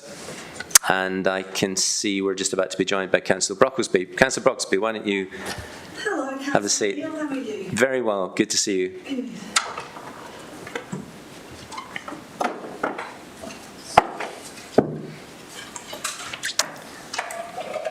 So great. Whilst Councillor Brocklesby is just making herself comfortable, just to introduce this report, I'll call on Councillor Brocklesby, Matthew, to do that. We have recommendations in front of us that the committee use this report to scrutinise the Council's performance during the first 6 months of 23-24 and agree any areas that we'd like to examine in greater depth as part of their forward work programme. So this is a really important report. It's not something that should be sitting on a shelf, figuratively or literally. It's actually something that will be driving the very thing that Peter Davis was referring to just a few minutes ago, which is the forward strategy of the council. So this is a very financial strategy of the council. So this is a very important plan. And so the performance and how we're dealing with the plan is really key. So with those preliminary comments, could I hand over to yourself, Councillor Brocklesby, to introduce the report? And you'll take it, I'm sure, as you will, with Matthew, and then we'll move to questions. Thank you. Thank you very much, Councillor Neil. Good morning, committee. I'd like to start by concurring with the remarks that the Chair of Scrutiny has made, that this is an important report. It is important that we're held accountable for progress against our community and corporate plan. I would remind all committee members that the community and corporate plan was passed last April, so we are looking at progress since then on Q2. And this paper offers the committee the opportunity to scrutinise progress made against the commitments in the plan. We have a clear purpose to become a zero-carbon county, supporting well-being, health, dignity for everyone at every stage of life, and to do this while working with and alongside our partners and communities. It has the 6 objectives which were set out in paragraph 3.1 of this report. I would point out to councillors that this report focuses on progress updates against actions and performance so far in 2023 and 2024. A more detailed evaluation of outcomes and impact of this work will be undertaken at the end of the year and reported to Council. This initial assessment, which is brought forward to you today, was produced by officers based on the available evidence before sessions with the strategic leadership team and Cabinet. Each objective has been scored based on the Council's well-established evaluation framework using a scale of 1 to 6, where 1 is unsatisfactory and 6 is excellent, as shown in Appendix 1 of this report. If I could quickly go through those 6 objectives. A fair place to live, which focuses on inclusive communities, how we work to ensure that people have a voice, how we tackle inequalities, was scored at 4. Why? Good progress has been made putting in place services that will help people who are struggling with the cost of living. These will help bring stability to people's lives while we work with communities to develop the preventative services that will make a real difference in the longer term, such as our work with partners across Gwent to tackle health inequalities as we start to implement being a Marmot region. Our second objective, a green place to live, which focuses on our zero carbon commitments, was scored at 3. We did this because we're putting in place a lot of the building blocks that we need to do to make real progress over the term of the administration. This includes new strategies for climate, food and flooding. It will take some time for us to see full benefit of these, councillors. Meanwhile, we've made good progress in key areas, including a 9% reduction in the emissions from our operations and a 6% increase in the amount of renewable energy we can generate from our estate. We've also exceeded recycling targets, making us one of the best councils in Wales in doing so. We are committed to becoming net zero by 2030, but recognise that the level of investment required means this is going to be challenging. I would add, councillors, that we cannot be complacent, and this is reflected in the evaluation score. A thriving and ambitious place, we have scored at 4, and this is where we focus on regenerating our towns and our economic strategies.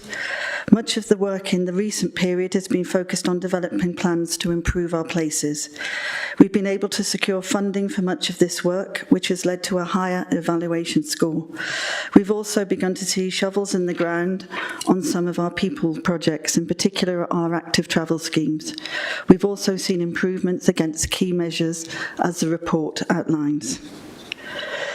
A safer place to live, we scored at 3. We've been able to increase the availability of accommodation and have developed new approaches and partnerships to support people. This has contributed to an 18% point improvement in homeless prevention and a 35% reduction in the use of bed and breakfast accommodation. And I would add here, councillors, that this is the best movement we've seen in terms of reducing homelessness since we introduced the housing transition plan early on in 2022, and does reflect our absolute commitment to reducing homelessness within our county.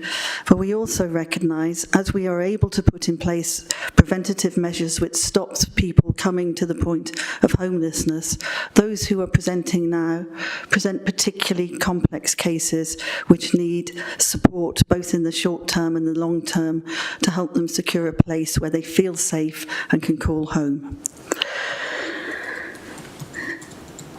A connected place to live where people care.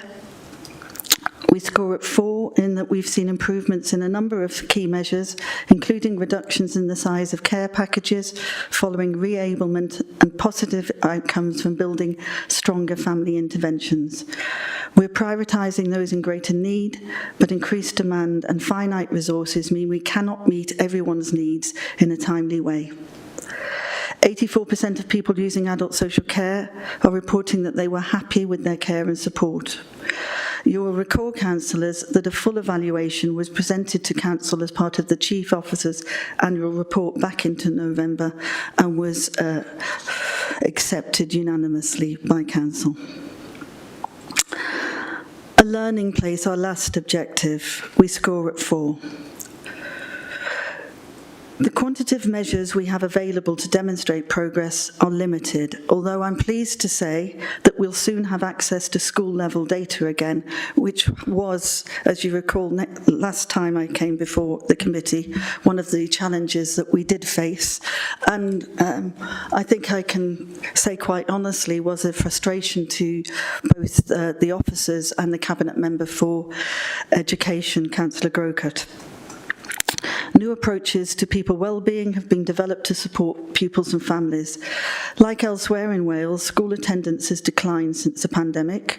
We've rolled out the new curriculum for Wales and the development of the new 3 to 19 net zero school in Abergavenny has continued at pace.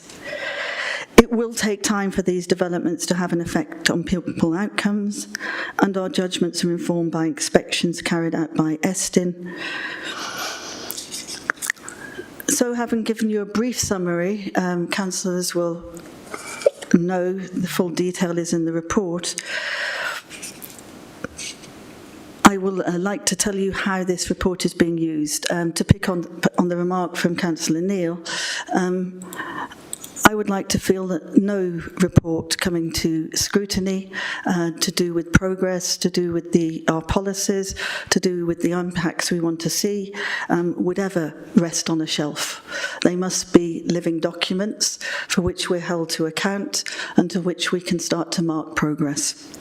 Cabinet members are using this report as a basis for discussions with chief officers and relevant heads of service to identify where improvements are needed and to ensure remedial actions are put in place. I believe we're making good progress against our priorities.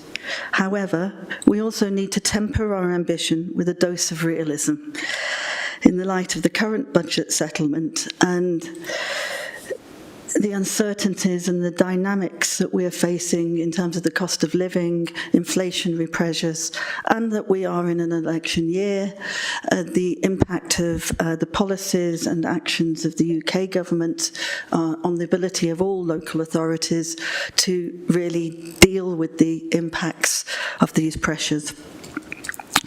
I've asked Cabinet and Senior Strategic Leadership Team to spend time together in the coming weeks to reflect on the deliverability of the Community and Corporate Plan in the light of the budget settlement for 2024-25 and the outlook for the following years, which we have already indicated is only going to get more challenging over the next 2 to 3 years. We will also use this as an opportunity to set out revised measures alongside targets for performance up to 2026 to 27. Where possible, we will move towards improved measurements of outcomes rather than outputs. So, thank you very much, councillors. I'm now open for discussion and debate. Thank you, Councillor Brocklesby, and also in the notes, thank you, Councillor Strong, for pointing out a typo. We obviously all spotted that one, Peter, but we just wait for you to mention it. But thank you for that. I'm sure that will be picked up in the report because it does change rather the meaning of the paragraph. So yeah, open to questions, and the first of those is from Councillor Pavia. Yeah, thanks, Chair, and can I thank the Leader of the Council for providing that context narrative for the report. Just in terms of 3.8 and the first bullet there, fair place to live, the data sets out there in relation to universal free school meals uptake and percentage. I just want to sort of get behind the data there and to try and understand whether or not the uptake is encouraging more pupils and more deprived families to take up that uptake, or is the fact that we potentially are, well, say we are, it's obviously a Welsh Government initiative and that money gets passported to us, whether the council is actually subsidising families with better incomes, and that targeting is still not quite there. So I'd be interested in that data. The last bullet in that 3.8 section, a learning place, and you touched on the issues in relation to the attendance in schools. I'm just trying to understand how we're prioritising the needs of those children not in school. You said, and quite rightly so, that the number has significantly risen in the county, and I think it's the picture across Wales is similar. Those instances pre-COVID were predominantly around parental lifestyle choice, although there were obviously some issues with children being homeschooled where there were disagreements within those particular schools, and while those disagreements were being ironed out. But I think post-pandemic, we've seen a real increase in levels of anxiety and mental ill health. And I'm just trying to understand what support we're providing those children. Are we profiling those children in terms of those potentially more vulnerable young carers, those children being looked after, and do we have a comprehensive suite of data sets for those pupils as well, where they were before they dropped out of the formal educational setting? So it'd be just good to understand that. Thanks, Chair. Thank you, Councillor Pavia. And did Councillor Brocklesby, did you wish to pick that up first of all, or Matthew? I'll pick up those two questions. Could you just click on your microphone, please? Thank you, Councillor Neil. I'll pick up both those questions. On the second question, I will ask Will to come in to give you the details. With regard to free school meals, thank you very much for that question, Councillor Pavia. It's a question that's been something that we've been looking at since November. In November, we had the first tranche of figures to show take-up of free school meals. The aggregate figure was excellent at 72%, which put us among the best in Wales in terms of take-up. Once we started to break down those figures school by school, it was clear there were some differentials. I would draw on one, which you're probably aware of, Councillor Pavia, of Chepstow, where uptake in the Dell was high. I'm trying to recall the actual figure here, but I believe it was over 70%, around 72%. Uptake in Thornwell School, as the crow flies, maybe a mile and a half away, was around 49%. That seemed very stark, and it did seem that some schools where there was higher levels of pupils who were in receipt of free school meals as a proxy for low income and deprivation were less likely to take up. I'm pleased to tell you that since November, those figures have changed quite significantly, and the gap between those schools is closing rapidly. But let's get back to the reasons behind that, because back in November, when we noticed those figures, our school's catering manager went to have a look at the reasons why. There's no direct or causal relationship, school by school, between what's stopping pupils from receiving or wanting to take up free school meals. The range is from lack of the word's just... in some schools, children do not lead choice of meals. The choices are made by parents on a weekly and sometimes fortnightly basis. Parents who are very busy people have forgotten what the meals are, haven't told the children what they've produced, and the children often don't want it. In schools where it's child-led and they make the decision on a daily basis, we're seeing higher take-up.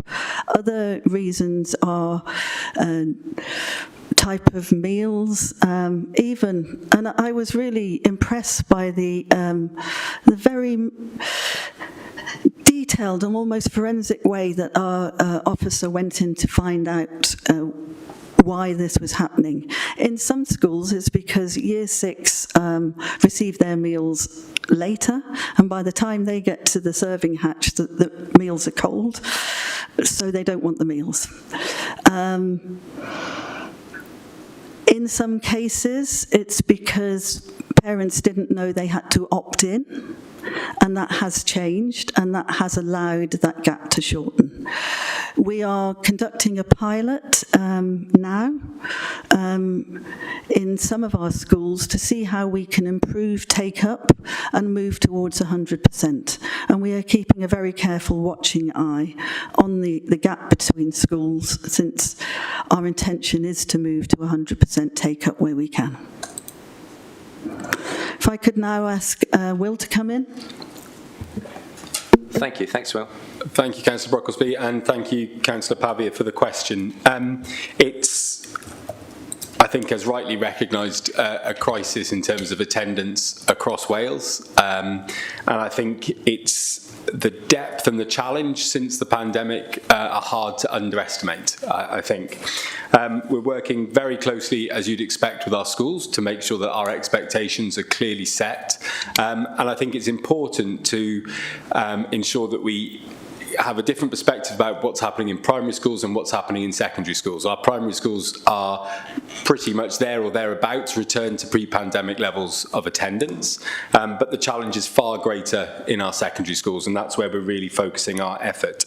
In terms of the support begins with the school and our expectations and the schools working effectively with those children, but beyond that we move into the area of shared endeavour, I guess, in terms of partnership, working with our education welfare service, with those officers who are trained in emotionally based school avoidance, or EBSA as we refer to it, and we're seeing a significant growth, as you pointed out, in terms of those children who have very high levels of anxiety that do actually preclude them from attending school. Actually, often from attending any setting where there are a large number of people there.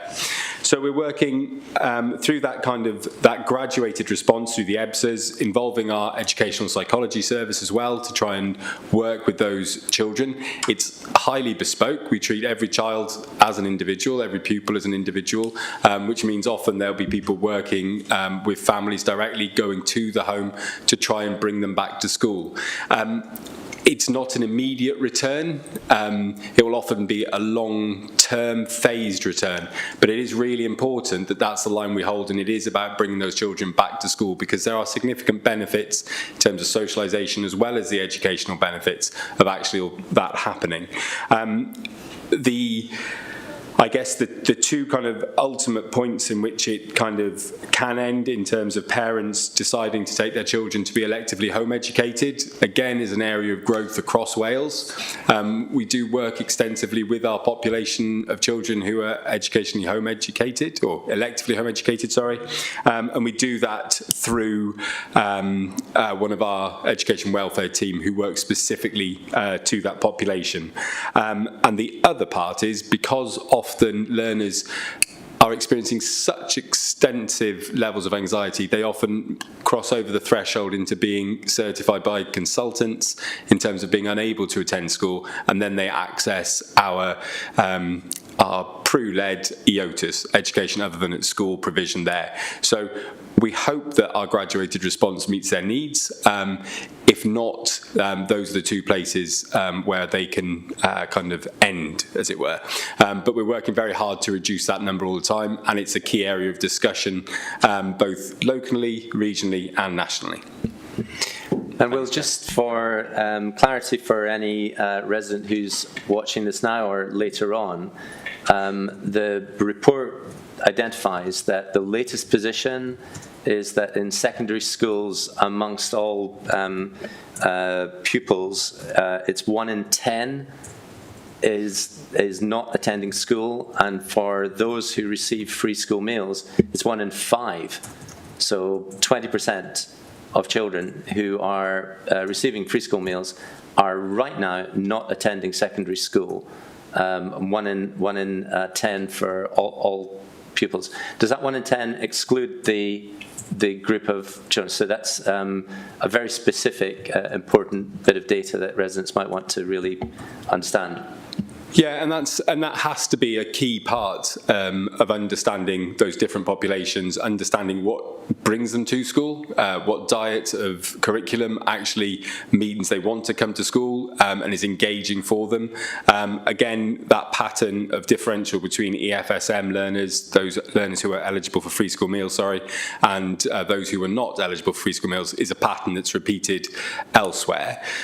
It's an area we know we have to work on in our secondary schools. And at your, rather than our next meeting, at your next meeting on the 20th of February, there'll be a much more detailed report around attendance that we'll be bringing with more up-to-date figures, because I think the figures in the report we're looking at currently are as at October half term. So by the February report, we'll see much more recent data. That's right. We were really keen to look into that in more detail, and any resident might well be interested to look at that when we meet to discuss that.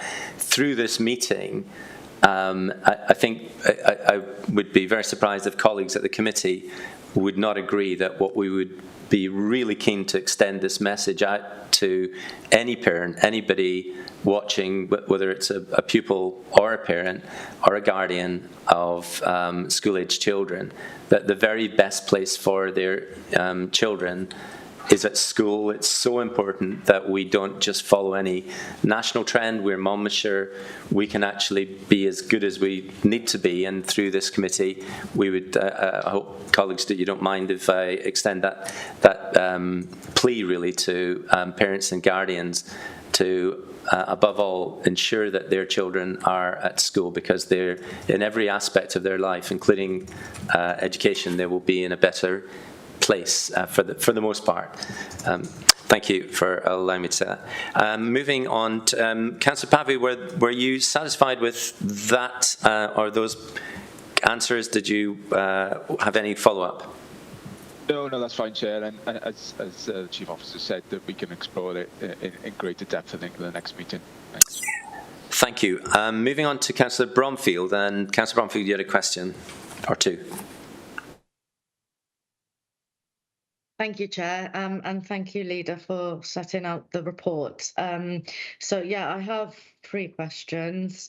Firstly, other than food schemes and community fridges mentioned in the report, what else are you doing to tackle inequalities in our communities? And are you expecting the budget proposals to exacerbate inequalities? Are you looking at any unemployment rates within the county and signposting residents to services or resources to help people back into work? And in terms of supporting homeless people, what are you doing to help them live independently, meaning going back into education or into employment?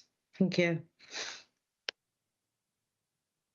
Thank you, Councillor Bromfield. Councillor Brocklesby, did you want to pick that up first of all, or Yes, I will. Thank you, Councillor Bromfield. If I take your first one on the cost of living.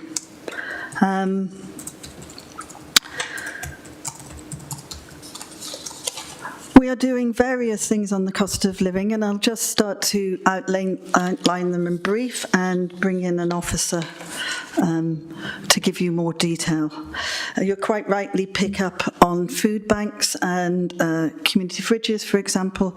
Those in themselves are only a way to support some people, not necessarily those most in need, particularly in the terms of community fridges, which are open to all our residents within those areas. Where we are, I think, seeing impacts are the work that we're doing around money matters. We've increased the information channels and what information we give out to signpost residents to services and partners who can support them around issues of debt, issues of homelessness, housing needs, insulation, etc. We're also, excuse me, I need to look at my notes, but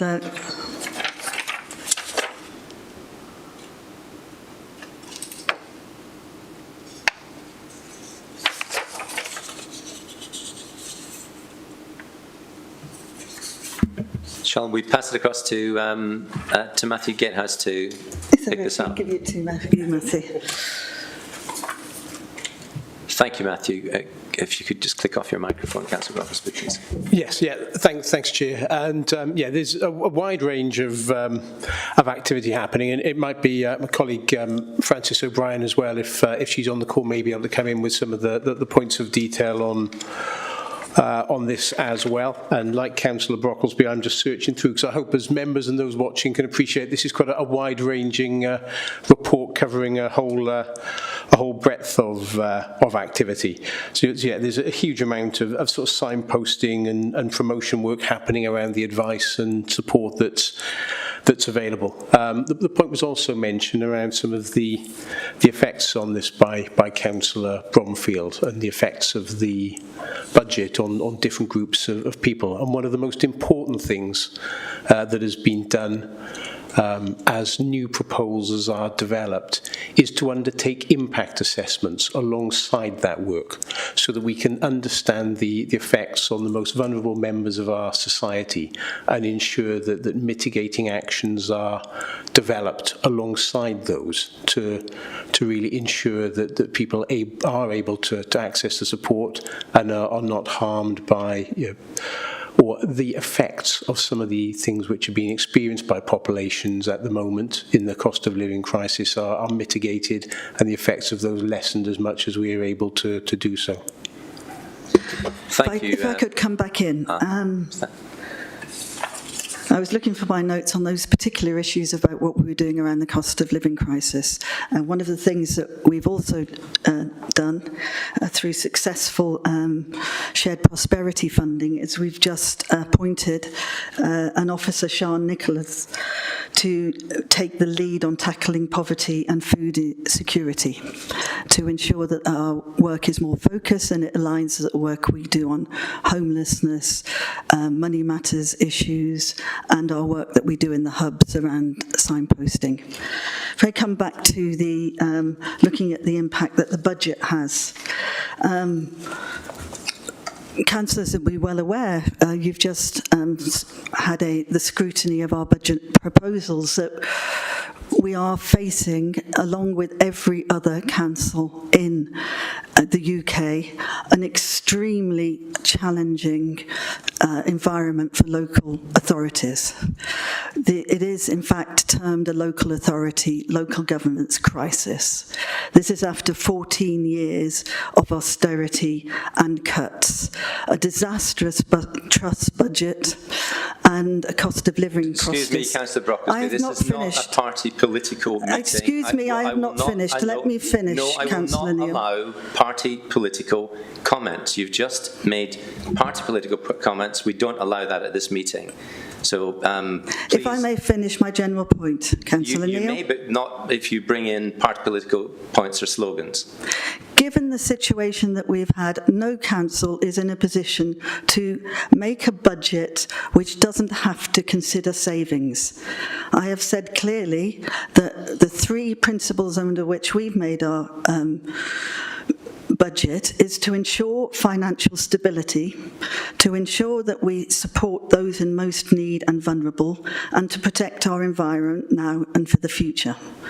In doing so, as Matt pointed out, we made a very concerted forensic attempt to ensure that we understood what would be the differential impacts and to put in place mitigation measures.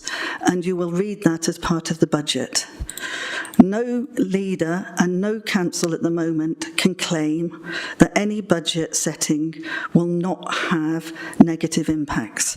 What we need to do to ensure that the council is in a position to be financially stable now and into the future, and that it has the services in place that are able, when monies are available, to move forward and progress against the objectives that have been set. And in our case, fundamental to those objectives is that we ensure that everybody is able to access services of quality, including those most in need.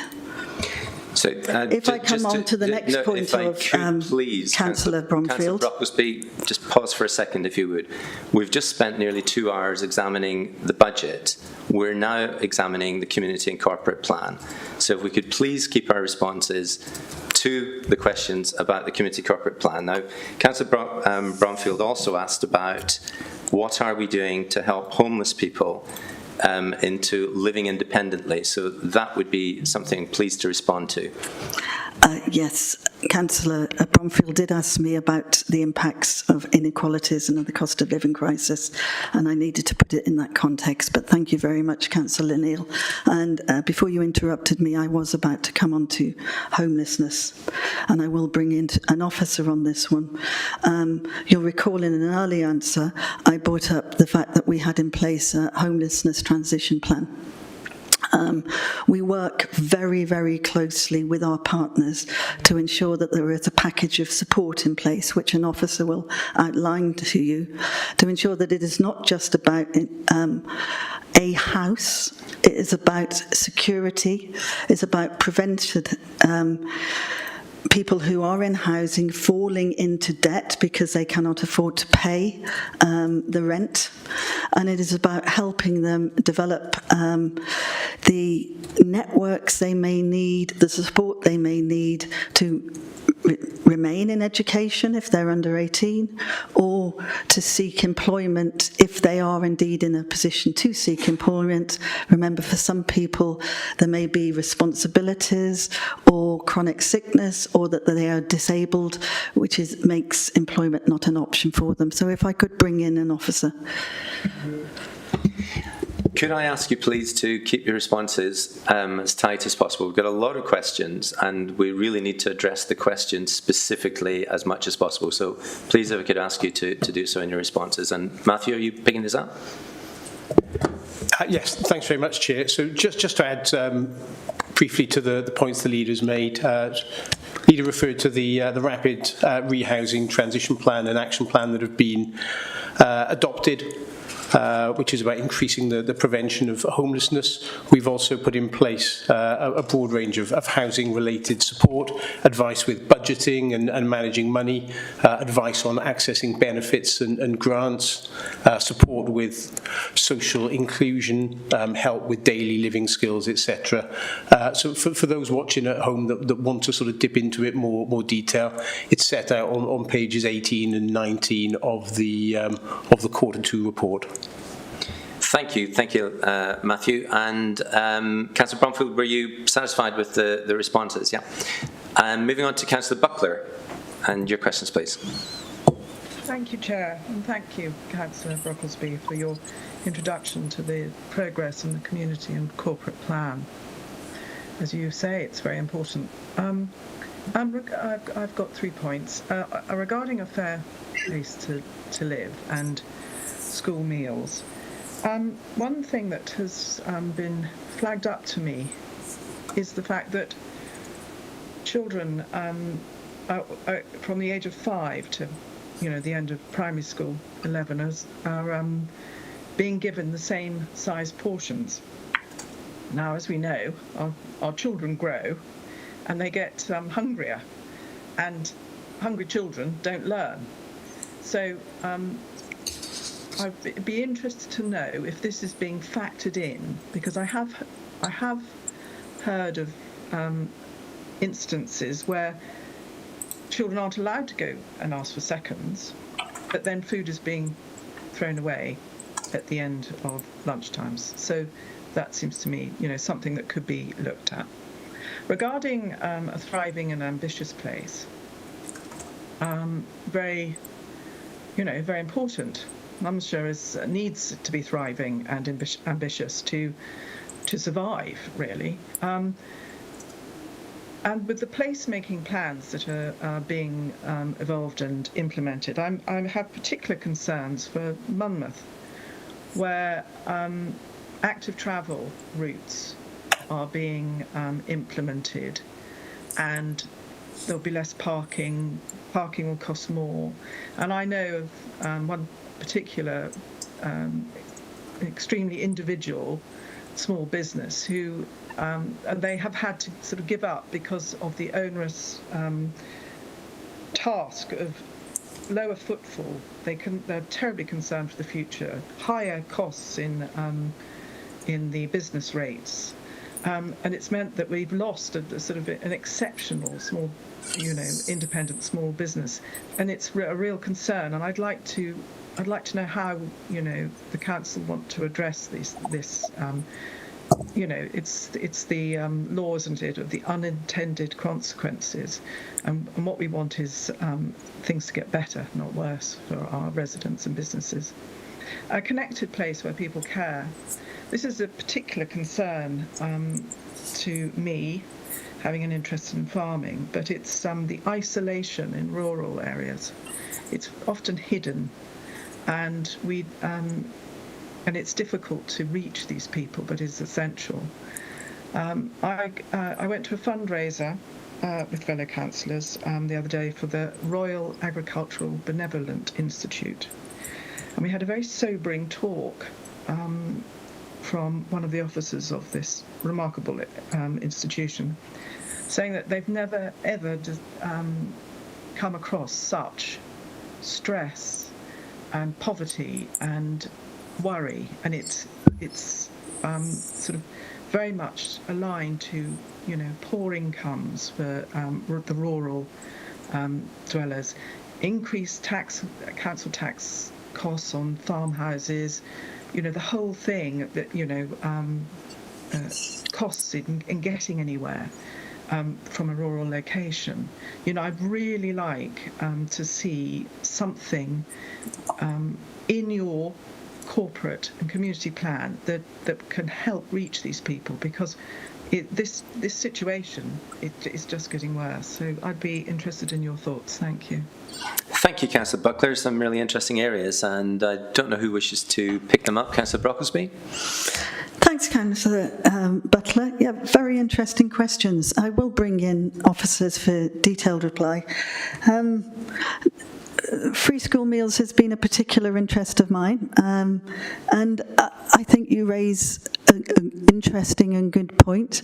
I would say the work that our new schools catering manager is doing, that I referred to earlier, looking at take-up of free school meals, how to ensure that every child wants to benefit from it, is looking at that as part of a whole bundle of issues about what could be tweaked, changed to enable a school-specific response and approach.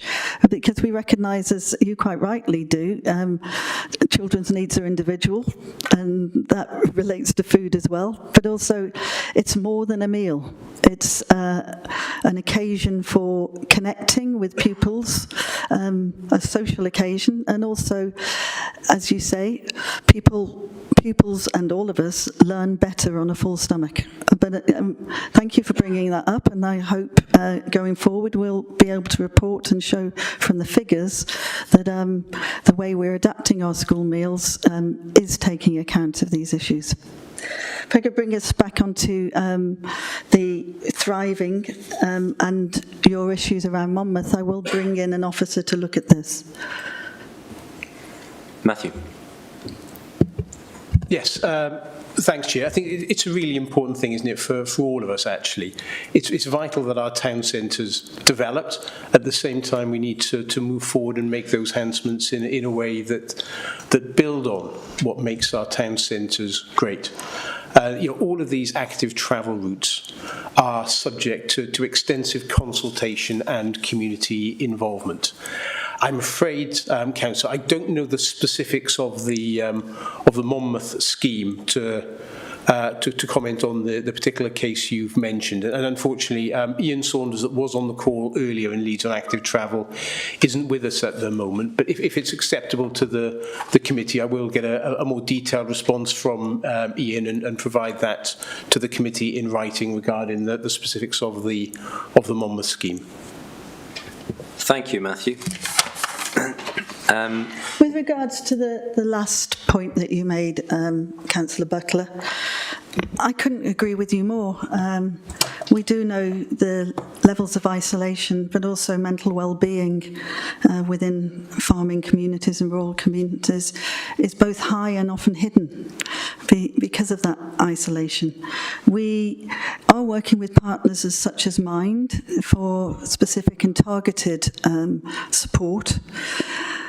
The officer who could give you more detail of what we're doing, I don't believe is here at the moment, but if we can give you a written response after the meeting, would that be acceptable to you, Councillor Butler?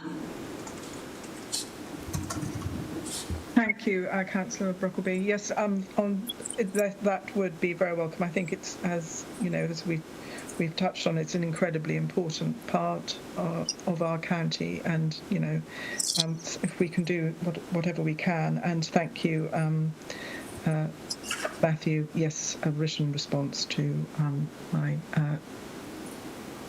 points about Monmouth. Thank you. Thank you, Councillor Buckler. I'm going to move on to Councillor Bond, please. Councillor Buckler, could you just possibly click your... Thank you. So, Councillor Bond. Thank you, Chair. Thank you, Councillor Brocklesby and officers. I've got two questions. Well, one question and then an observation from something that's been said that I'd like answered, please. How does MCC compare with other councils across Wales in terms of reporting outcomes and impacts? We're all suffering from the same budgetary constraints, so it'd be interesting to know how we do relate to them. And also, it was mentioned earlier, I think Councillor Brocklesby said that some young people, or pupils at least, are not choosing to have the school meals. I wonder, does that mean they're not having anything? Is that they're having sandwiches? I wonder, do we know, and should we be enlisting the help of our supervisors to make sure that as everyone else has said, that child eats, because it's important for their well-being and their education? Thank you. Thank you, Councillor Bond. Councillor Brocklesby, did you want to pick up those or pass them to Matthew? I'll pick up and bring in officers when needed. With regards to your first question, Councillor Bond, how does MCC compare with other councils across Wales? I think this is a really interesting one. We touched on this the last time I came to Scrutiny, that being able to track outcomes and impacts has been an issue for local councils, including ourselves, for some time. In the previous administrations, going back a decade or more, the focus has been on outputs more than outcomes, and that is still true. Audit Wales has been bringing up this issue for the last few years or so, and has recently undertaken studies across all 22 councils in Wales, and we're waiting for those to be published. Of those we've spoken to directly, none have had a particularly positive report, and this is also a topic of discussion at the next WLGA Heads of Policy meeting. I've not come across at the moment, and those who know my background know that I am an evaluator of some 30 years experience who has worked on impact and outcome monitoring and evaluations and assessments globally. So it's a particular interest of mine. And so I've not come across anyone at local government level across the world who's got this right. It is always a work in process, but we have to remain vigilant because we need to know precisely what the impacts are. We need to be able to track that, and we need to be able to adapt and ensure that what we're doing is moving us forward to the impacts we want to see. So we remain keen to learn, and hopeful that Audit Wales will help us in doing so, and will help us identify examples that we can use in our own council. And it is important that we don't restrict ourselves to Wales in this regard, or indeed the UK, but we seek out best practice. With the issue of free school meals, you raise a very valuable point. point that was made earlier, Councillor Bond, is that every school needs to respond to the particular needs of their pupils, and the ongoing work from our school manager is actually looking at this and looking at ensuring that those most in need do want to and do eat the meal when they have it put in front of them, and to find meals that meet the nutritional standards set by the Welsh Government, because it's important not just to have a meal, it's important to have a meal that is nutritionally of good quality and will help them be well fed. And we are well aware, examples across many of our schools where parents actually are absolutely dependent on the meal that is given at lunchtime and on not having meals either for breakfast at home or having a snack when they get home. So it's imperative we ensure that every pupil has access, particularly those most in need. Thank you very much. Thank you, Councillor Brocklesby. I'm going to move us on, just mindful of time, and Councillor Fuchs. Thank you, Councillor Neil, Chair, and thank you, Councillor Brocklesby. My question is around, it's on page, I made my notes earlier, page 19 or page 39, around the VAUDA SV, so the Violence Against Women strategy. It's something that really interests me, and I see it says that the Gwent Regional Violence Against Women strategy has been completed. So when is it going to be shared with members, and how? We can. Thanks. We're happy with it. Thanks very much, Councillor Fuchs. An important question. I'm going to pass you on to Matt, who'll have the update. Thanks very much, Councillor Brocklesby. And actually, it's a hot off the press update, because I've actually had an update in the last hour or so. So some members will be aware that this is produced on a regional basis, as sort of referenced in the question, and put together by a regional team. I understand that work has now been concluded, and they're just doing the sort of the checking off and typesetting. So we should have that strategy and be able to make that available to members in the next couple of weeks, once the proofreading and typesetting has been done on that. Thank you, Matthew. Councillor Fuchs, are you happy with that response? Thank you. Yeah, that's fine. Thank you. We'll move on to Councillor Strong. Thank you. I've got three, but I might better reduce it to two, given the time. Under the thriving and ambitious place, there's a reference to active travel funds being used to fund, quote, quick but effective changes, including installing dropped curbs. I think a number of councillors get somewhat frustrated when we're trying to get relatively small things done, like zebra crossings or traffic islands, and it seems to be difficult because they can be bound up in much larger active travel plans, which have to go through all the different well-tag stages. So I wanted to know how easy it is to get these small projects as opposed to the to the big schemes. I would add pavement repairs to those, because I think pavement repairs are crucial for active travel if you've got a mobility scooter or anything. Second question is on partnerships, which are referred to in a number of places. How far are we able to influence an Arran Bevan Health Board on partnership issues?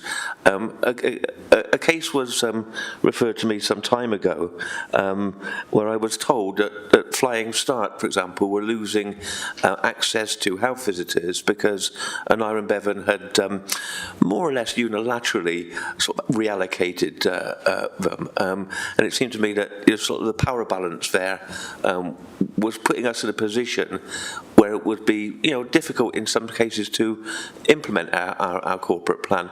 Now, I I have heard that recently there have been some improvements on that, and it might be that you can't comment on that specific issue, but if you can comment on the general point of the power relationship and between us and that particular partner. And then thirdly, I was going to ask about recruitment and retention for social care workers. I believe that's on the Forward Work programme, but there's no date for it. If we can get a date, then I'm happy to get that question asked at that stage. So who would like to pick this one up? I'll start with the partnerships and refer to officers on active travel. I'll also mention social care. Is that okay, Councillor Strong? You raise a very important point, I think, about the nature of partnerships in general and what leverage and influence we have as a council in some of our key partnerships. And I think we'd all agree that our partnership with the Aneurin Bevan University Health Board is a key partnership in terms of the health and well-being of our residents and also for the work we do with them in the Regional Service Board and the Public Service Boards, both important mechanisms for establishing ways of working that are aligned across the whole of Gwent. I understand from the Public Services Scrutiny session and which the Aneurin Bevan University Board Executive turned up to last year, that health visiting has really struggled with staffing and recruitment issues, and that has had a detrimental impact on the end user, on our residents. As for the reallocation of health visitors, we have seen some improvements, and we have seen that they're working with our Flying Start manager. And one of the things which I find very encouraging from our scrutiny was that the Aneurin Bevan reached out to thank us because we had brokered a relationship which enabled some mechanisms to be put in place to address the actual issue, which was about care getting to the patient, to the resident. And it's that kind of brokering, it's that kind of relationship building, it's our being in these joint and collaborative meetings around with the regional board and the public sector board that allows us, if we do it with consistency, which I believe we do, to have that influence. But it's a slow progress given the challenges that the Aneurin Bevan Health Board is facing, not just in health visitors, but in occupational health, for example, in recruitment and retainment, which is an issue we're coming on to. I think it is fair to say, and I would highlight, that the Gwent PSB and RPB probably need to work a lot more closely together to ensure accountability and challenge of delivery. I'd come back to the fact that our scrutiny committee plays an important part in that scrutiny and challenge, and we have to continue to progress meaningful collaboration and minimising duplication. And we need to not take our fingers off the pulse on this one and continually work to progress. In terms of retention and recruitment, I think raise really important questions, which you'll know from the community plan is priority focus for us. And I'm very pleased to announce that we are seeing progress against that, particularly in children's services. Currently, there is only one vacancy within our social work teams, and this has been quite rare, actually, going back to pre-pandemic times to be in this position. Agency workers who remain are covering maternity leave and sickness leave and waiting for new appointees to come into post. Some of the vacancies within that number of 32 that we're looking at will be taken out because because we're recruiting and bringing in new appointees. If we're looking at what's more effective, recruitment or retainment, we have to work on both levels at the same time, and this is what's been happening. Some turnover is always to be expected and is desirable in some cases. Turnover in children's services this year has been low. If you look comparatively, is currently around 5.9%, which is good. It's higher in adult care, as direct care is far more dynamic, and you'll know, Councillor Strong, from the constant reporting to scrutiny committees, the difficulties that every local council is having in recruitment.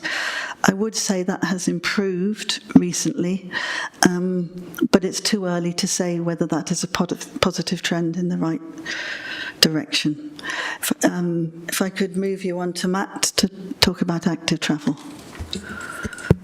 If you could be brief on this, Matthew, it'd be helpful. We've got questions to come.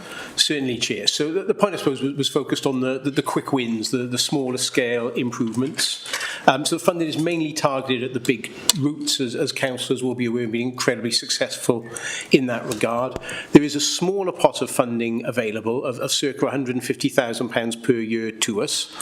That still has to be bid for, and it has to be subject to certain design criteria and formal sort of design submitted. But there is a separate route, and that's the scale of it. So, if necessary, sort of Paul Sullivan, our active travel, who leads on active travel for us, can provide more details on individual schemes. But certainly not out of the question in terms of getting those delivered. Are you satisfied, Councillor? Yeah, that's satisfied. I look forward to arm wrestling with other councillors for those quick wins. Yeah, good point. Good toning up our muscles. To Councillor Howells for your question. Thank you, Chair. Thank you, Councillor Brocklesby, for bringing this progress report to us. Just on green places, very quickly, I was wondering if there's any work being done with schools, of 30-odd primary schools and 4 secondary schools, to make them more sustainable with, solar panels, etc., and making them future-proof on their energy costs. Obviously, they're good candidates for these, as their daytime energy consumption. Energy consumption is throughout the day. The other question I had was regarding the Bentley cafes and recognising the hard work that the volunteers do at these places and the risk of burnout. I noticed that we are recruiting 4 circular economy project officers. I wonder if that, through the Shared Prosperity Fund, I wonder if that's progressing and how long they will be in post for. My other question, very quickly, was regards the Safe Place affordable homes. I noticed on the figures there that the previous figure was 50, the latest is 13, but nothing of there's not applicable for the target. I was wondering, especially in view of the good targets in the replacement local development plan, why that figure is there isn't a figure for the a target. So just those. Thanks, Chair. Thank you, Councillor Howells. And again, Councillor Brocklesby, did you want to pick that up, or to Matthew? I will pass on to officers quickly. You'll know, Councillor Howells, that thank you very much for your question. That in Abergavenny this year we hope to open, or we will open, the first all through 3 to 19 net zero school, which I think as a council we quite rightly should be very proud of. And we are doing numerous other interventions in our other.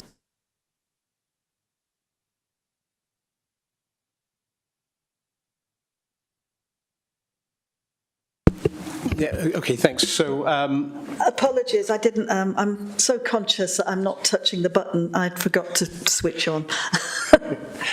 You better repeat what I said, Matt. No, I think people probably pick that up. So, yeah, just to pick up on a couple of other key points there in terms of the work with schools, and obviously climate being one of the key priorities of the council. Work is ongoing as part of our refit scheme to look at and prioritise investments on all assets and school buildings on a site-by-site basis. Colleagues Deb Hill-Howes and Ian Hockham's, our energy manager, are looking at that work.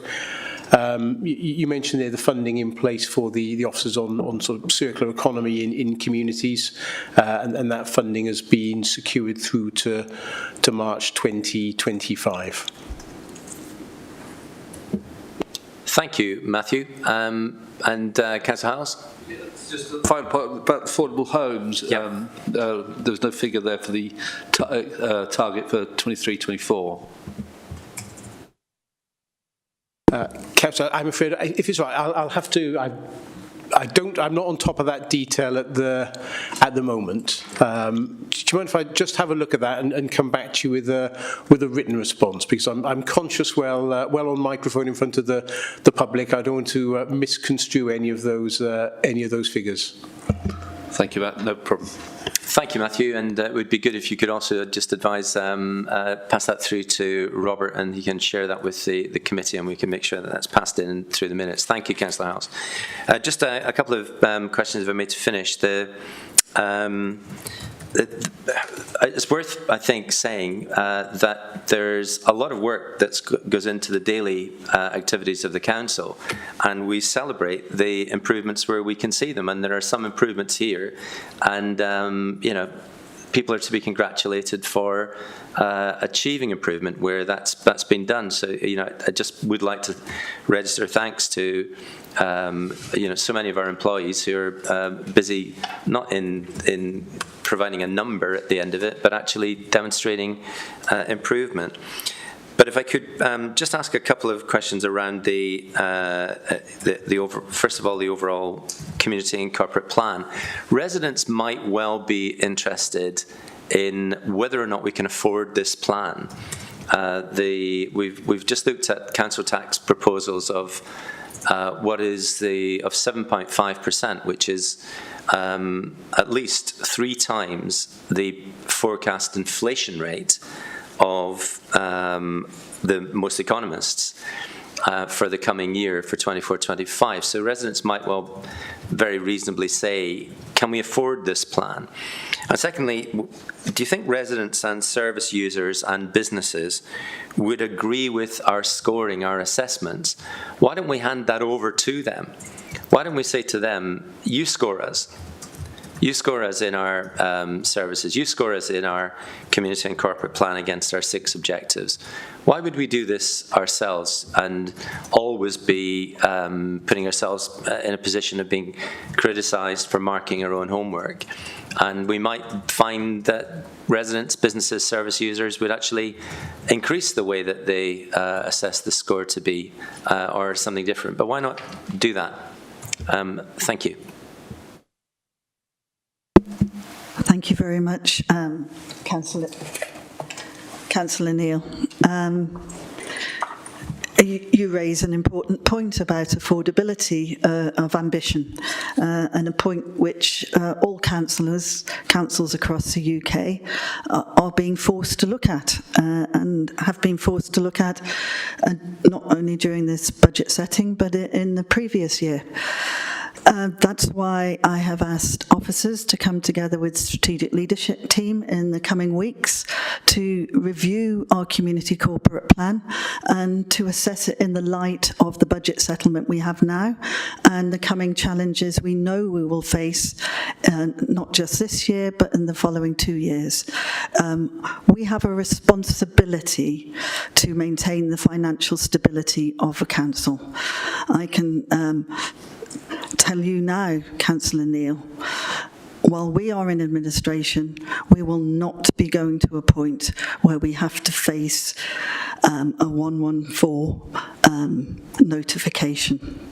We will always make sure that what we do for our residents is of good quality, is ensuring that we support those most in need, is protecting for the future, and is fiscally responsible.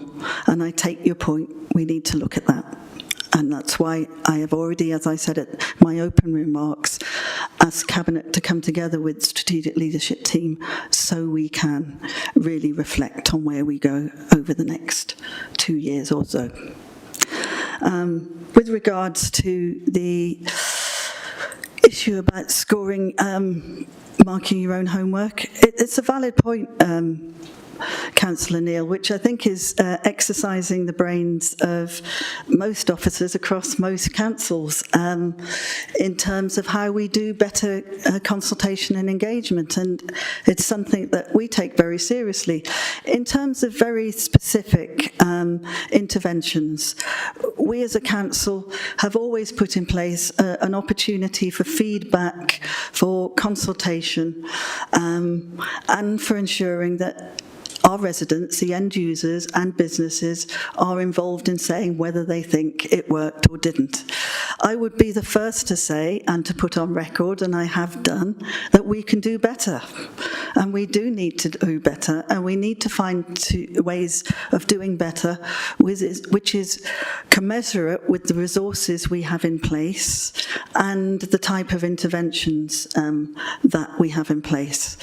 And certainly I take on board what you say, and as we develop our engagement and consultation strategies so that we genuinely do improve how we consult, how we work with our residents, how we work with our town councils, how we work with businesses and other partners, we have found effective ways to do it and ways that are also cost effective and efficient. Thank you, Councillor Neil. Thank you, Councillor Brosby. And just for clarity, the first question was not about Section 114. It was, given that the proposed council tax increase is of the order of 3 times the forecast level of inflation for the year ahead, would residents not reasonably ask, can we afford this community and corporate plan? That was the question. In the previous item in the agenda, you may be interested in your later comments that the thought came forward that perhaps what the council needs, in constructive terms, is a change programme board and a transformation plan to reshape the council so that it does have a long-term future in delivering good services rather than every year bringing forward cuts to services. That was constructively put. But yeah, that first point, if I could just remind you that that was the question. Is this the right community and corporate plan if we're seeing a proposed council tax increase at 3 times the level of inflation? I didn't realise that was a question you were asking, Councillor Neil, because there doesn't seem to me to be a direct relationship between the plan and what the rise in council tax would be. To my mind, we have to look at the services we need to deliver, many of which are statutory, the services that are important to our residents, and ways in which we can ensure that they remain in place for the future. We are not alone. In fact, if you look at the current tables around council tax increases in Wales, we're around the midpoint, slightly below, but we're around the midpoint. What that will look like after consultation, and I would remind you, Councillor Neil, we are out to consultation at the moment.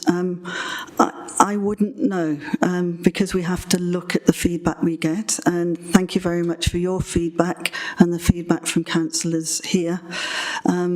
We will be taking them all into consideration as we look forward to producing the final draft of the budget, but also as we look forward to, I come back to that point, the review of the community and corporate plan.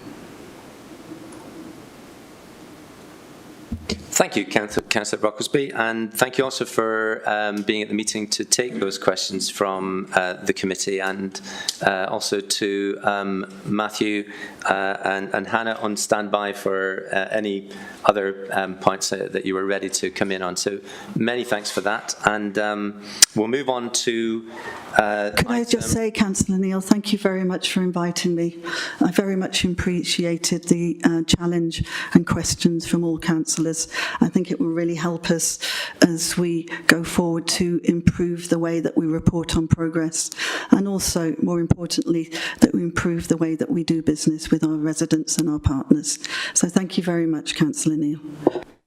Great, thank you. And we'll move on to the item number 6, which is the Scrutiny Forward Work Programme. And colleagues will be aware that we're planning on changing a couple of the scheduled dates. We'll confirm that in the forward work plan as we move forward. I know, Robert, you've got that very much in mind. Item number 7 is the Cabinet and Council Work Planner for everyone's interest, and please do have a look at that. We have item number 8 to confirm the minutes of the meeting, and I'm just looking around the meeting to see if there are any points. Councillor Strong. Oh, sorry to move. Thank you. For a horrible minute there, I thought you had a point about, a typo on page 39 or something, but thank you. So we're moving the minutes, and that's, as I can see, seconded. So we're on to the additional documents which you can see, which are for your information. And the next meeting, which we will be confirming the meetings ahead, as I mentioned earlier, in March and in June, which are going to be brought forward slightly. But aside from that, look forward to seeing you at our next meeting on the 20th of February. And thanks for everyone's involvement and questions at the meeting. Conclude the meeting now. Thank you. Thanks, Dave.